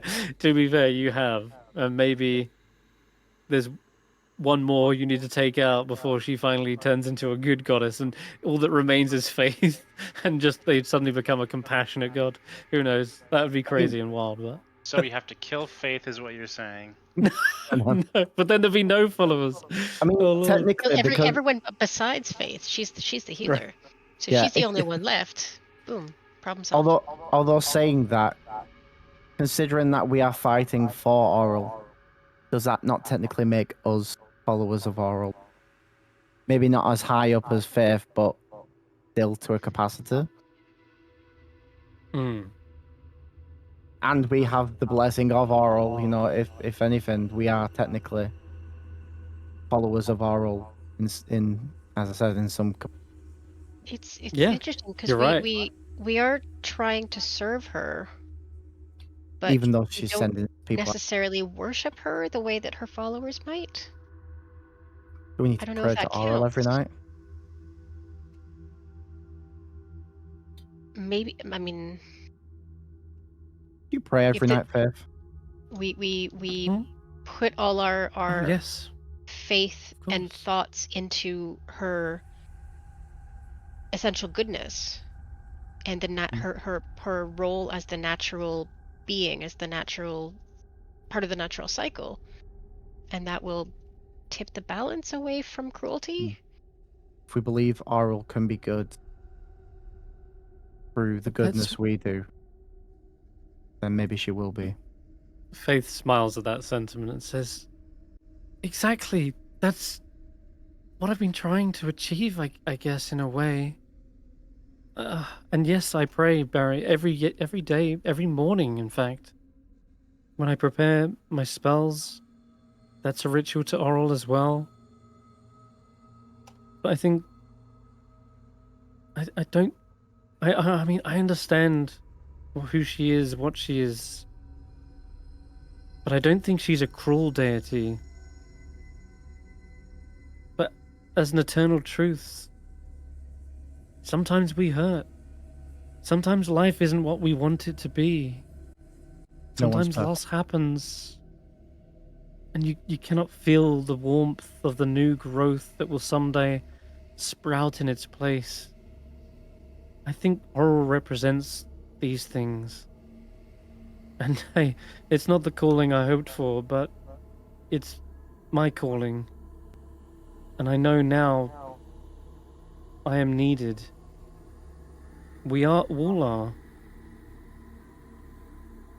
For we are like the only ones left, really, who have a belief that she might turn good. She might become a better deity. Definitely got lucky. Imagine if you were with a party who hated or wanted to fight Oral. That wouldn't have been good. No, you're right. I probably wouldn't have hung around with an unsympathetic party, but you guys seem to have that compassion. So, thank you for being so open-minded and understanding through this. Even when you've literally had Oral's minions sent at you, you've not given up or sort of seen her as an enemy fully. You've been willing to forgive. I mean, people are still dying out there in the freezing cold. It's the end goal. But we can't. Yeah. Stop that.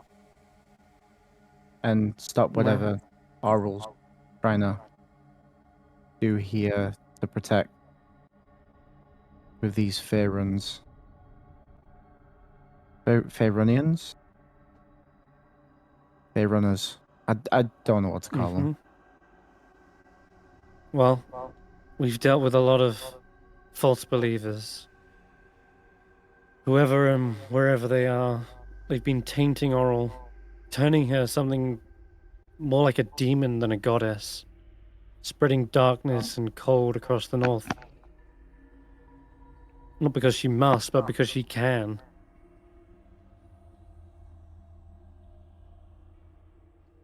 It'd be a hard job bringing the people of Icewindale back to her side after everything she's done for them. They're not going to want to forgive.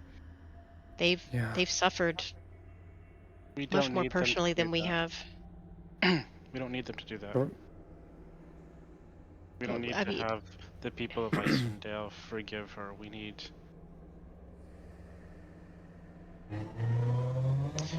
Oral to. I like the theory there that Oral was once a part of the natural cycle, Hmm. and she's suffered a loss and is reeling and just needs to remember who she is. It's not about the people of Icewindale. It's not up to them to forgive her. We don't need that. They're not going to do that. That's not. I think it's. Oral needs to forgive herself and needs to take the next step in her journey.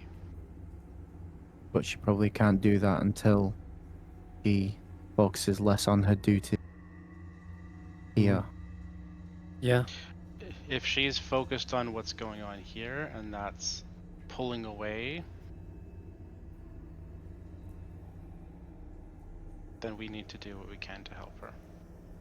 If it's a case of so few followers that each individual follower holds a certain amount of weight or power,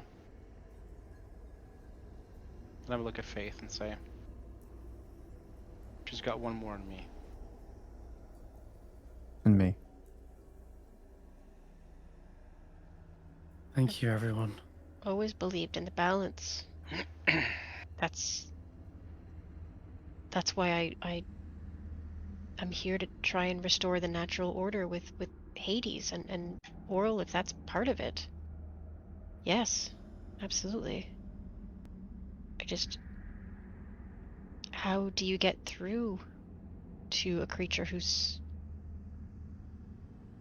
locked herself up? When I was in Yeah. the trial of preservation, I met a young boy named RX Vokodo, who was the last of his tribe. And I believe it was maybe a part of Oral or an essence of Oral. I don't know if it was her in totality, but part of her may have been there. But trying to preserve not just the boy, but the last remnants of that tribe by freezing him the way she had others, the way she sees the world sometimes. And in that conversation, I spoke about this. I spoke about the natural order, that cycles of the seasons and the cycles of life and death aren't contradictory to one another, but complementary.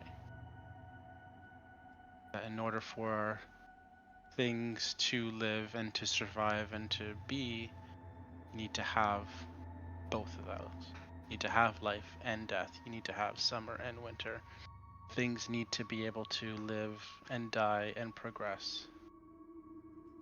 I don't know how much that got through to her, but it seemed to satisfy the needs of the trial, so maybe that's what we need to do. just to help Yeah. her move by. I She's- appreciate you trying everything you can, David, and I'm making a promise to you as well, everyone. If she is not persuaded, if there's nothing we can do with our words, I'm still not giving up. We may need to put down this incarnation of Oral, this tainted form that the Frost Druids have conjured up.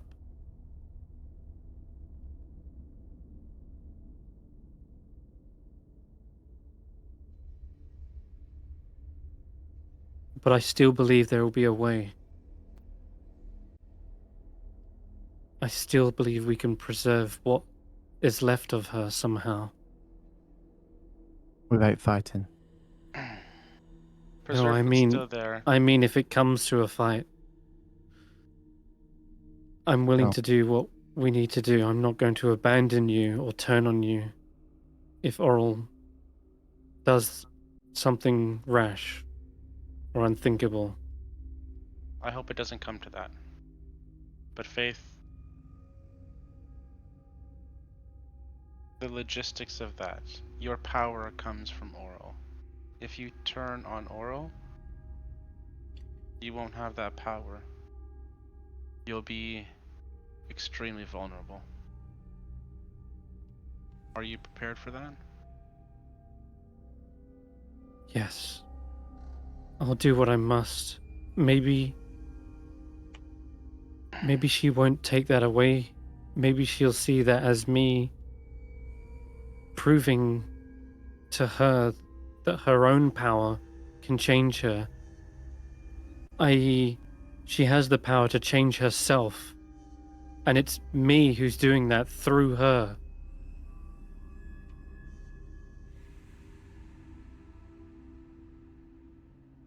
I mean, worst case, we hit you up with some magic items. You do lose your magic. Yeah, I could always use this bag of tricks or something. If that happens, and it comes down to an unfortunate situation and a fight with Oral, you have my permission to use my Wand of Wonder. Thank you, David. It'll be an honor to try that thing out. You seem to wield it so masterfully, and you can see maybe there's a slight smirk on her face. She's saying this. It's sometimes it works incredibly well, sometimes not. But that's part of Yeah. life, you know? Sometimes things go your way and Mhm. sometimes they don't. I do want to reiterate before we continue on with anything else or any other conversations that and in front of everybody here, my goal in this is to help Oral. My belief is that Oral can be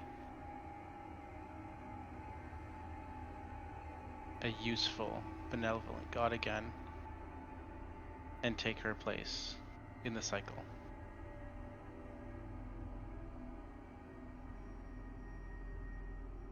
Yeah. I think we all would agree like with that. I would like that very much. Anyway, Well, that is a noble cause. Oh. Very poetically put as well. I was just going to ask hear if these were here. You hear a voice behind you. Suddenly you turn on a swivel, David. Realize you've been eavesdropped this entire time. There is a jackal-headed creature wearing looks to be a strange fleshy robe. You'd almost expect it to be something like that of a mimic. And trailing along is a poor penguin. They're albino by the looks, but their eyes are sort of maybe infected by something. You're not quite sure what's wrong with them, but they have a little harness and they're trailing behind them a wagon full of books. And this wagon is full to the brim now. It's whereas before they didn't have much. They were picking out just very one or two. Now it looks like they've got a whole collection. Apologies, I didn't mean to eavesdrop. It's fine. And I should introduce myself. I was just going to I'm ask about... I'm Scriven Scry. This is Kingsport. Come along. Oh.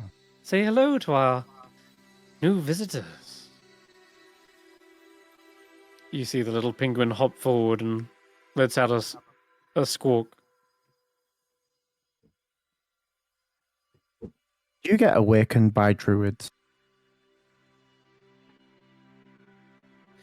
They look over towards Scriven Scry for some sort of permission to speak. And they turn back and go, oh no, silly, well, Kingsport can't talk, unfortunately. But they are rather intelligent. You could say they're awakened, yes. Oh. Well, I meant both of you, because you're both animal-based creatures. Ah, yes, I forget. My appearance is rather strange to your kind on the mortal realm. I imagine you take me for some sort of awakened fox or jackal. They adjust their spectacles. No, never no, I am far, far different. Oh, okay. You're not going to be a problem for us, are you? Why Like, would we're- you say that? I'm here perusing a library. This is a place of learning, not fighting. Good. Isn't that right?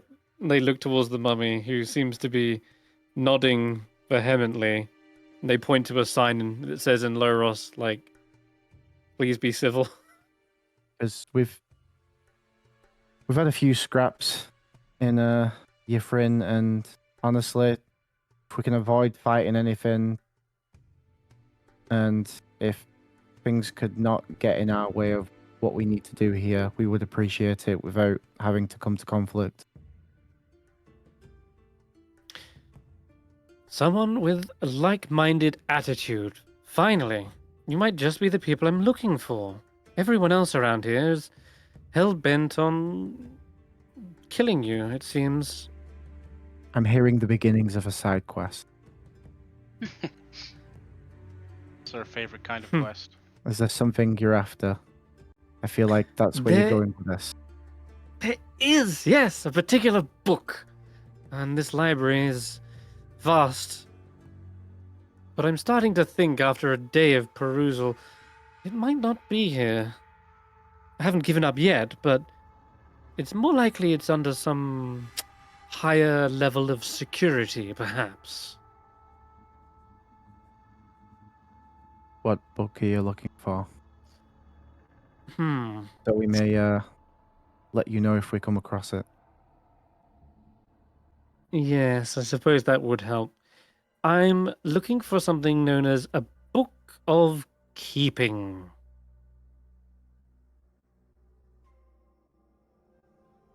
I What suppose you've is a never heard of book one of of those. Yeah, what does it do? Or say? Hmm. Well, it's sort of like, have you heard of like Yellow Pages or something? It's similar to that. Yellow Pages is It's- what happens when paper gets old. Ah, right. Again, Or if you I forget. drop tea on it. Probably aren't familiar with these terms. Right. It's like a directory. Names and sorts, you know? Like a dictionary? Not a dictionary, like a directory. Like, Like I would keep names of my customers. yeah, exactly. Yes. Yeah, Mm. okay. So, are you looking for the book to find someone in particular, or? Oh, yes. It's very useful. You can look up just about anyone, really. No, but like, Very handy. Are you looking for someone in particular, or? No, not really. Not someone in particular. Just the book itself is what I'm after. I don't get Insight. it.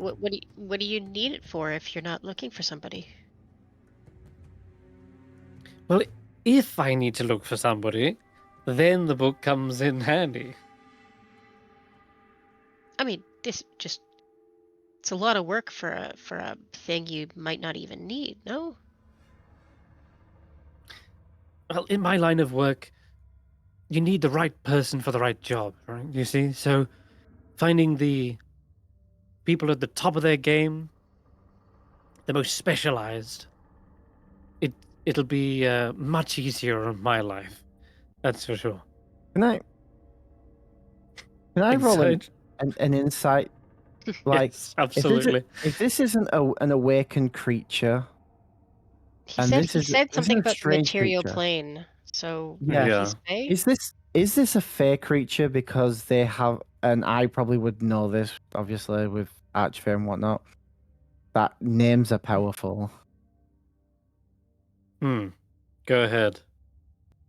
You can roll actually because of the names with being important. Roll with advantage. Yeah, I'll roll again. I rolled the same thing It's the twice. same thing. All right, 20 is a very good roll. Absolutely, names are important. Fae are often ruled and influenced and held accountable by those who have their true names. You can imagine that sort of mentality or element does transfer into other types of creatures as well. Perhaps outer realms, we're talking maybe even devils, demons. It's not impossible to think, yeah, having true names of demons would gain vast control over them. Have you probably not a true name, but have you ever heard of a Zybilna? They adjust their spectacles. Zybilna. With a Y? Yes. Gonna roll their Arcana check. I'm trying to deduct whether they're actually Fae or not, basically.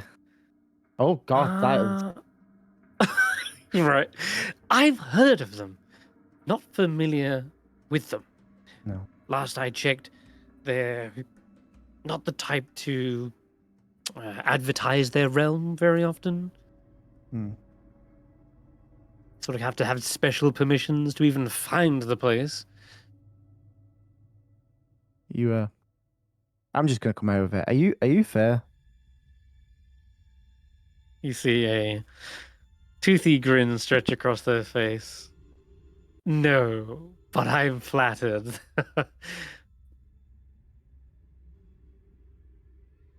What are you then? If not fair. And looking for names. Well, I could tell you, but I don't know if it'll carry much meaning, really. Just let's say I'm sort of a commissioner. I'm it's like a headhunter. Find people who are very good at doing certain things and hire them for particular jobs. I thought you What were going I to be am like David. doesn't- He collects heads too. No. Oh no, I don't collect heads though. He collects the things that are inside It's a the little head. bit. Yeah.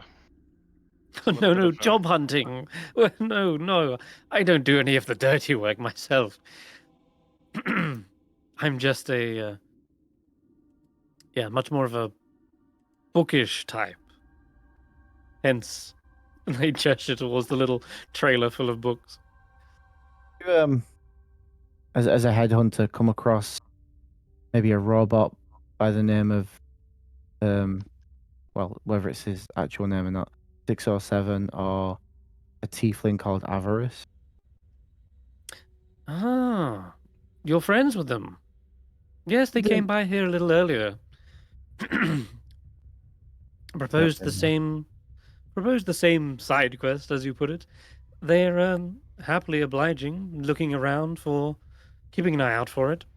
I think they- they've searched a few of the towers already. They're still here, or Oh yes, as far as I'm aware. still in the library? No, not here. No, Oh. They got bored of looking through books. They said they wanted something more practical.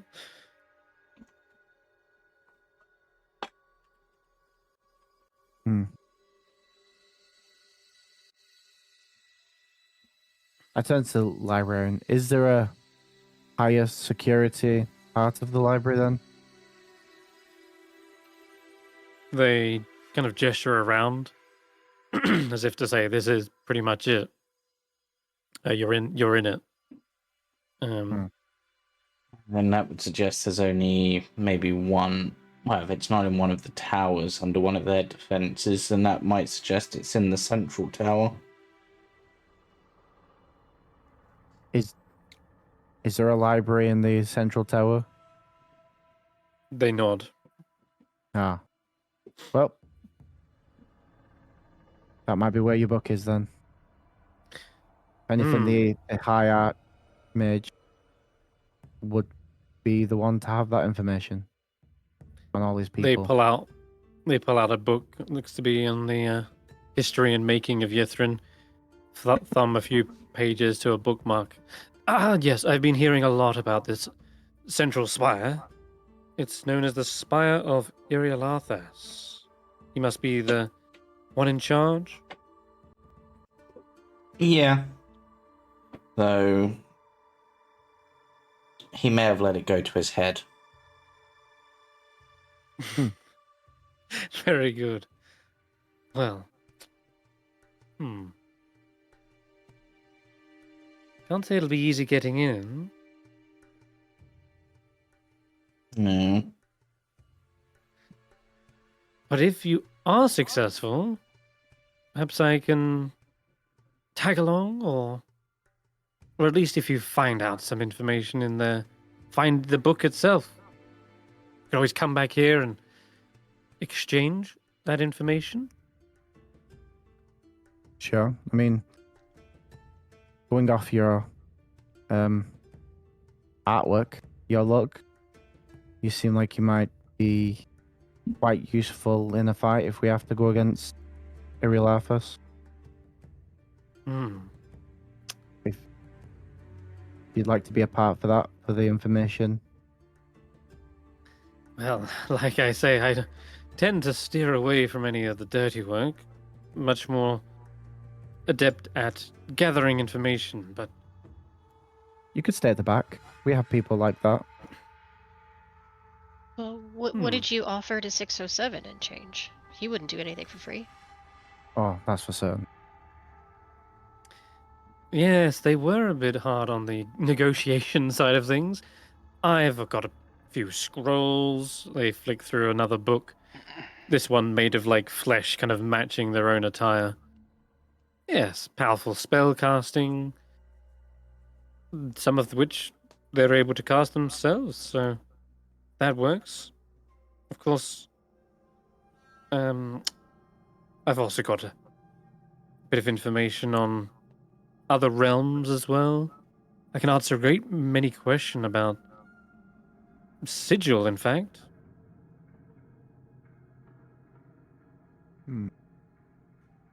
That's where I hail from. It's a city in the Outer Realms.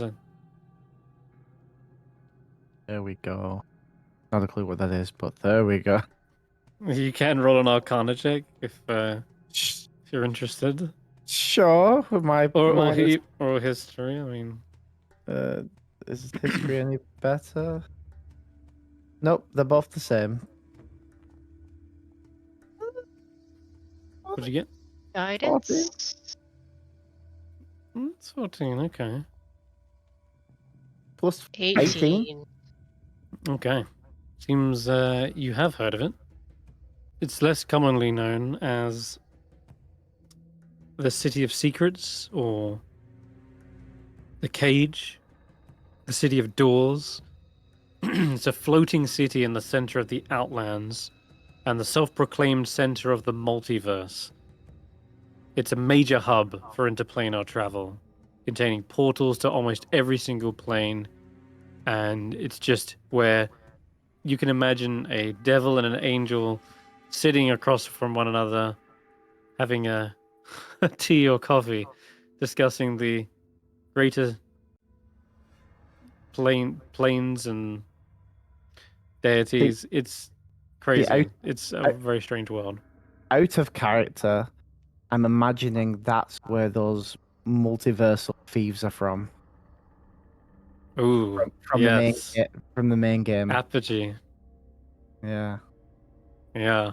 because they go That would from be a great place to sell wares, that's for sure. To yeah, every other plane in existence.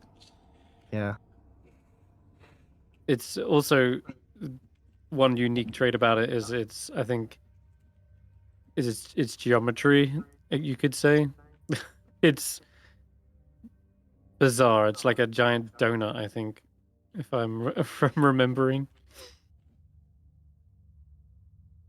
Anyway, if we come across your book, then we may pass it along for a bit of help, or maybe we'll how see would- you there. I mean, is there a way to get in touch with you, or do you just sort of find us? I will. Well, I've still got a few 100 more books to get through. I'm just being meticulous, going to leave no page unturned. So I will be here in the library, checking out the rest of the books. Meanwhile, if you're able to get higher access and discover it, you can always come back here and relay that.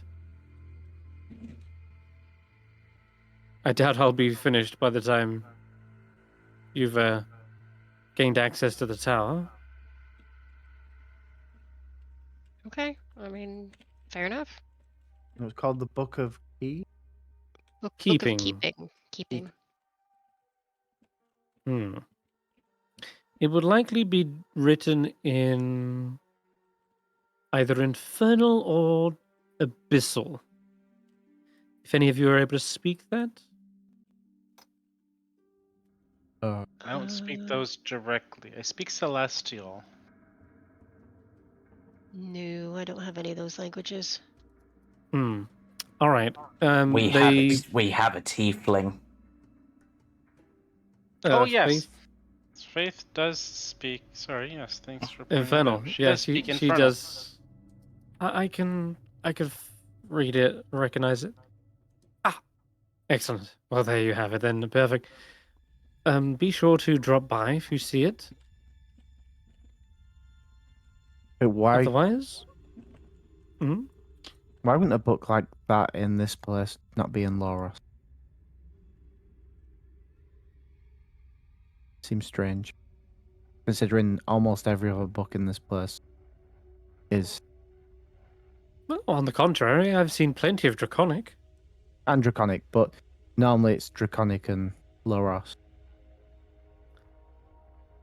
Well, exercising their multilinguistical expertise, I could say.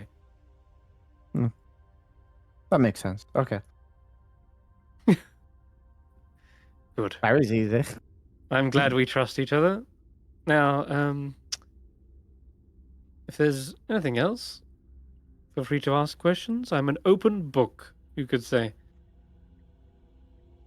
Is Scriven Scry your real name? No, it's a sort of moniker, I guess. It's what I'm known as. Everyone says, "Oh, Scriven Scry." Been scrying on anything lately? Been scribing any books? The name sort of came about as part of what I do. So if you're an open book, may I have your name? Just call me Scriven Scry. Okay.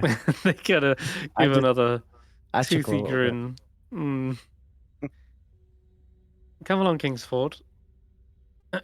And you see them reach into their pocket and retrieve a piece of licorice. And they hand it off to the penguin, who seems a little reluctant to eat it. Go on, you love licorice. And after a brief moment, they do snap their beak over it. Would the penguin not like And fish? Makes I'm not sure. What? Maybe it's It's fish flavored bizarre. licorice. As they turn around and they start to pull the trailer, you see Kingsport hits their little flipper off to the side, and you see a small balled up piece of paper fall to the ground. Yeah. Mage hand. Oh, yeah, mage hand that. Mage hand Definitely. that. I'll, Okay. yeah. Invisible No, mage hand. Oh, Oh, you're have doing- yeah, invisible? you get it. I have mage. I was gonna mage hand. Yeah. I have. Either way, we grab it. Yeah. Yeah. You hear David- them call out.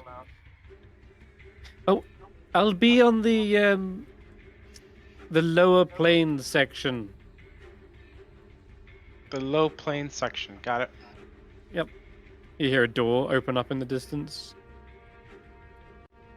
As soon as and then the door closes. as soon as sort of wait a couple seconds after the door closed, and then scoop up the paper and I guess read it. Scrawled on this. It's a piece of leather actually, but who cares? The words "help me" in common, Mm-hmm. in very shaky, scratchy kind of writing. It doesn't even look like it's been done with a quill. It probably was wrote with their beak or something. But this poor penguin is I mean, I- clearly we could find being we held. could find the book and trade it for the penguin. True. We can. Can we just free the penguin? Maybe release the harness. It'll be some kind of magical thing. Maybe. We could just steal the penguin, really. Like kidnap it, grab it. I have a feeling it Um, may be a little more complicated than just stealing the penguin, but Mm. I do like that idea. So, going back to the conversation we just had with them, can we insight on past and things that we've just done to be like, is this a bad guy? Considering we've just got a note from the penguin saying "help me." Can we like? You want to roll a retroactive insight? Is that what you're asking? Yeah, well, it's not necessarily retroactively. I'm doing it now when Yeah. they've gone. Just but thinking on inside- everything that Yeah. was said, Go- etc. Yeah. Taking it in. Everyone roll an insight check. I'm gonna boost mine. Of for course. Sure. There you go. Never roll Boosh. bad. Nat Oh, there 20. we go. Insight. Oh, insight is only. Booze. +2. I thought I had better insight. Better Oh, though. Vetter has a good roll. It has a natural 20. I'm not gonna be so better, but I'll let Vetter take that. All right. Just like quirky people. That there's something that has always robbed you the wrong way about the phrase, "Oh, I don't do the dirty work myself." You know, as someone who's a survivor and is out there doing the work, like gathering the firewood or setting up the camp, hunting the pelts, you're always doing, quote, the dirty work. And it's those types that try to get away without doing it, sitting back in the nice, warm, and cozy, and making out they're using their academic skills when really it's a form of manipulation and control over others. That's what you get the vibe coming from Scriven Scry. They're tasking you with a small little favor, and that's one of the first manipulation tactics is you want someone to do something for you. Just ask them to do something small, and then you'll work your way up, do something bigger and bigger each time. That could be part of it, but also you definitely feel like there's a nefarious ulterior motive behind this book. And maybe you can put your heads together with Barry after you realize the true name side of things. But having the true name over demons and devils, that can only be bad. That's like having an infernal army at your fingertips.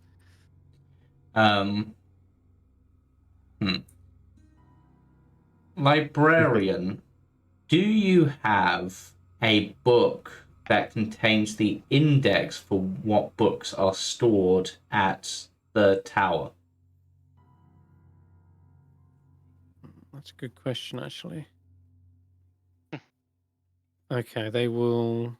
Because I I'll know roll a d20. I know quite often libraries have like card catalogs and stuff. So Hmm. I'm afraid they shake their head. No, they don't. Are there Wasn't a bad idea though. and what are the security measures of the library if someone like that causes trouble? They point down at the floor, as in this library. In this library, if They such a creature like that was to start, drawing things, attacking people, Stealing books. He's got a whole cart full of them there. pull back their long sleeve and shake their fist at the air, and you see a rotting flesh underneath some bandages. oh god, I don't want to get hit by that. Damn. What happens when you They- don't pay your late fees? yeah. They So- slam it into the wall next to them. So To answer your question, there, so they are the security. Does- They're not just they're Are not we- just the clerk. and we brought them back here. They're the clerk, curator, and executioner. I don't know if maybe Barry's not smart enough to know whether this actually takes a spell slot or not, but I look at Hulla and I tap my head. Yeah, I will connect with detect thoughts. If we have to come to fighting the Driven Scry, Mhm. what do you think would be the best way of going about it? Because a fight with him may end up causing the wrath of the librarian. Well, we don't necessarily have to fight in the library, I get, but we could always do it in the atrium where there's no books. I get the feeling that they're probably hiding in here for the reason that they have protection in here. I mean, out of this whole city, this place feels pretty safe. Not a lot of monsters wandering around. As But- long as they don't take the books, that the librarian won't hurt them. Yeah. But That's a if we were to try and help the penguin, Hmm. a good silence would probably do well, but then we would end up having to deal with the librarian, and they've done us no wrong up to now. True. I don't want to anger the librarian. No, Um, unless there I was a way don't- we could Yeah. like keep the librarian distracted on stuff. Maybe Velen could got any keep good crosswords. them distracted in a different room. maybe. That's actually Yeah. not a She's bad been point. What if distracted we- herself this whole conversation. Yeah. I mean, if we do need to fight it, if it doesn't like to get its hands dirty, it might not be good at physical contact. So if we can silence any spells, hold person Mm. might go a long way. And of Mm, course, I don't think that's something I even needed to tell you with an insight check, since you already figured it out. Though they said they don't fight, right? They avoid that. It's clear they are a very powerful spellcaster. If they were Mhm. offering 607 high-level spell scrolls, that there would have to be something decent in order to motivate 607. So, Hey, yeah, librarian. Do they you turn. do you know anything on creatures of sigil? They beckon. Like, do you know if a creature from sigil, if they were to perish in the material plane, would they be gone, or would they end up back where they're from? Oh, As you say, back where they're from, they basically open up the door to the section where Scriven Scry is looking, and they gesture towards a shelf in Loros that says, you know, outer planes, outlands, etc. And Scriven Scry turns this. Oh, is there something you need in here as well? I was just really interested in that place you mentioned. Like, I've become quite the traveller as of late, and maybe that'd be somewhere that'd be interesting to go. I sell wares and whatnot, so maybe I could become an adventuring salesman, an adventuring Oh, tinkerer. yes. Very good. Yes, always keep learning. Yeah. All right. So the mummy gestures towards one shelf. It's about the outer planes, you know, the nine hells, the abyss. They've got a good section of volumes. In fact, let's see how many volumes they've got on the abyss. Yep, they've got 1 through to 56 layers of the abyss. It's not bad. Is Sigil in the abyss? No, it's not. Okay. But Sigil is next to this in like terms of like outer planes. I'll I'm gonna say give me a sleight of hand as you're trying to read through this book. Oh no, Because I would probably take the book and go find somewhere comfy to sit. sure. I wouldn't read it in front of them. I'd be like, Nonetheless, you're taking a book on Sigil, which is where they've just told you they're from. So I've told them my reasons. oh, okay, all right. In that case, mean- make a deception check instead. Okay. And I'll All right. I not bad. don't want to get caught on this, so I'm gonna boost it. You're gonna need to. 21. Oh, 22 beats. They just give you a warm smile and a little wink as you head out the door with the book of all about Sigil. You see, Kingsport shuffles a little bit uncomfortably I- as you're going that way. I chuck him some whichever, some knucklehead fish bones. Fish bones. They look at the fish bones. I mean, Penguin. They're like fish. Then they that's like all I got. fish. I don't What have fish any actual bones? fish, but you know. They look at it and kind of tilt their head to one side. Maybe there's Tasty oh fish yeah, broth. the other problem is they don't even see it, I guess. Oh, never mind. You can then. tell by the fact that the bone's gonna land near the floor.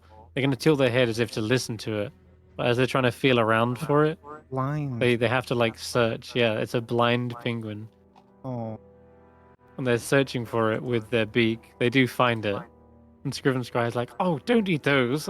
And especially not off the floor. Look, here, have some more licorice. They dangle it in front of their nose, in front of their beak. Anyway, if you find any other places that I should visit, feel free to let me know. Kingsport goes to follow you, but Scriven Scry closes the door on them. From behind. Alright. Anyways. This book, Sigil, do you want to look up how this works and what they are? Yes. I want the main thing I'm trying to key into is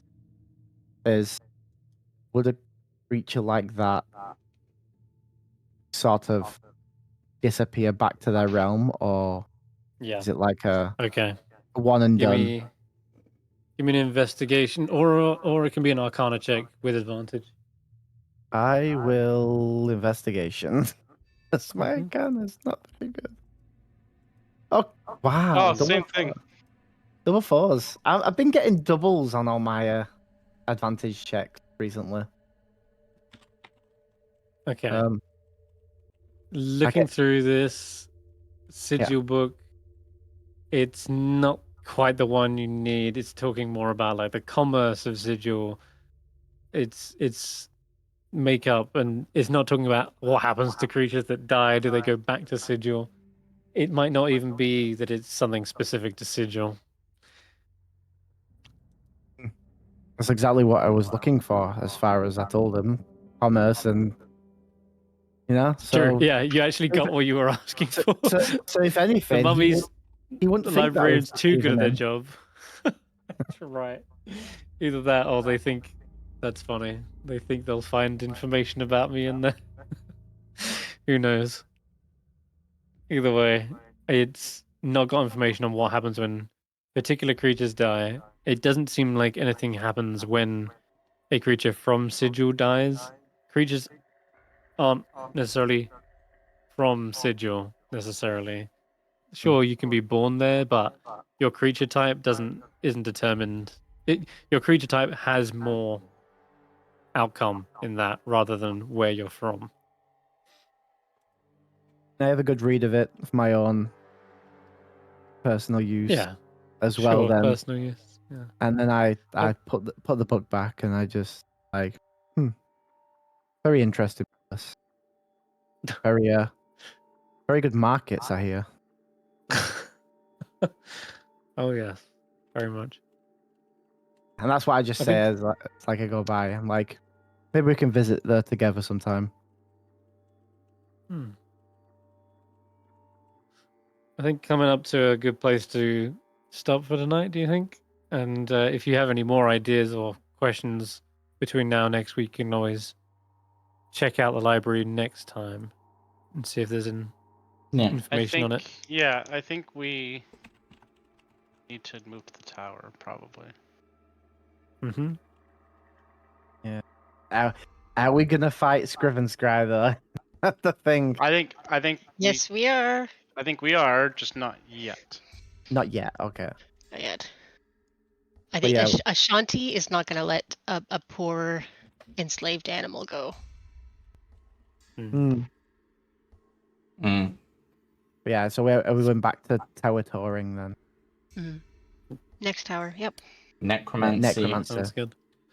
So if you It's- want to take us You're going that way. clockwise, yeah. Yeah, we're carrying on with the way we were going. Yep, that's Where the we going then? necromancy. Necromancer. Necromancy. Yeah. Jeez. Okay. That's Mm. gonna be. Actually, that's. I don't know. Next necromancer. Right, Necromancy. anyway, as we are wrapping up there, join us tomorrow for the Jumping Junipers, Tuesday for the Mistake, and Wednesday for the other Icewind group, Friday for the Hidden Shrine group, and we will be back next Sunday. Bye for now. Bye. Bye.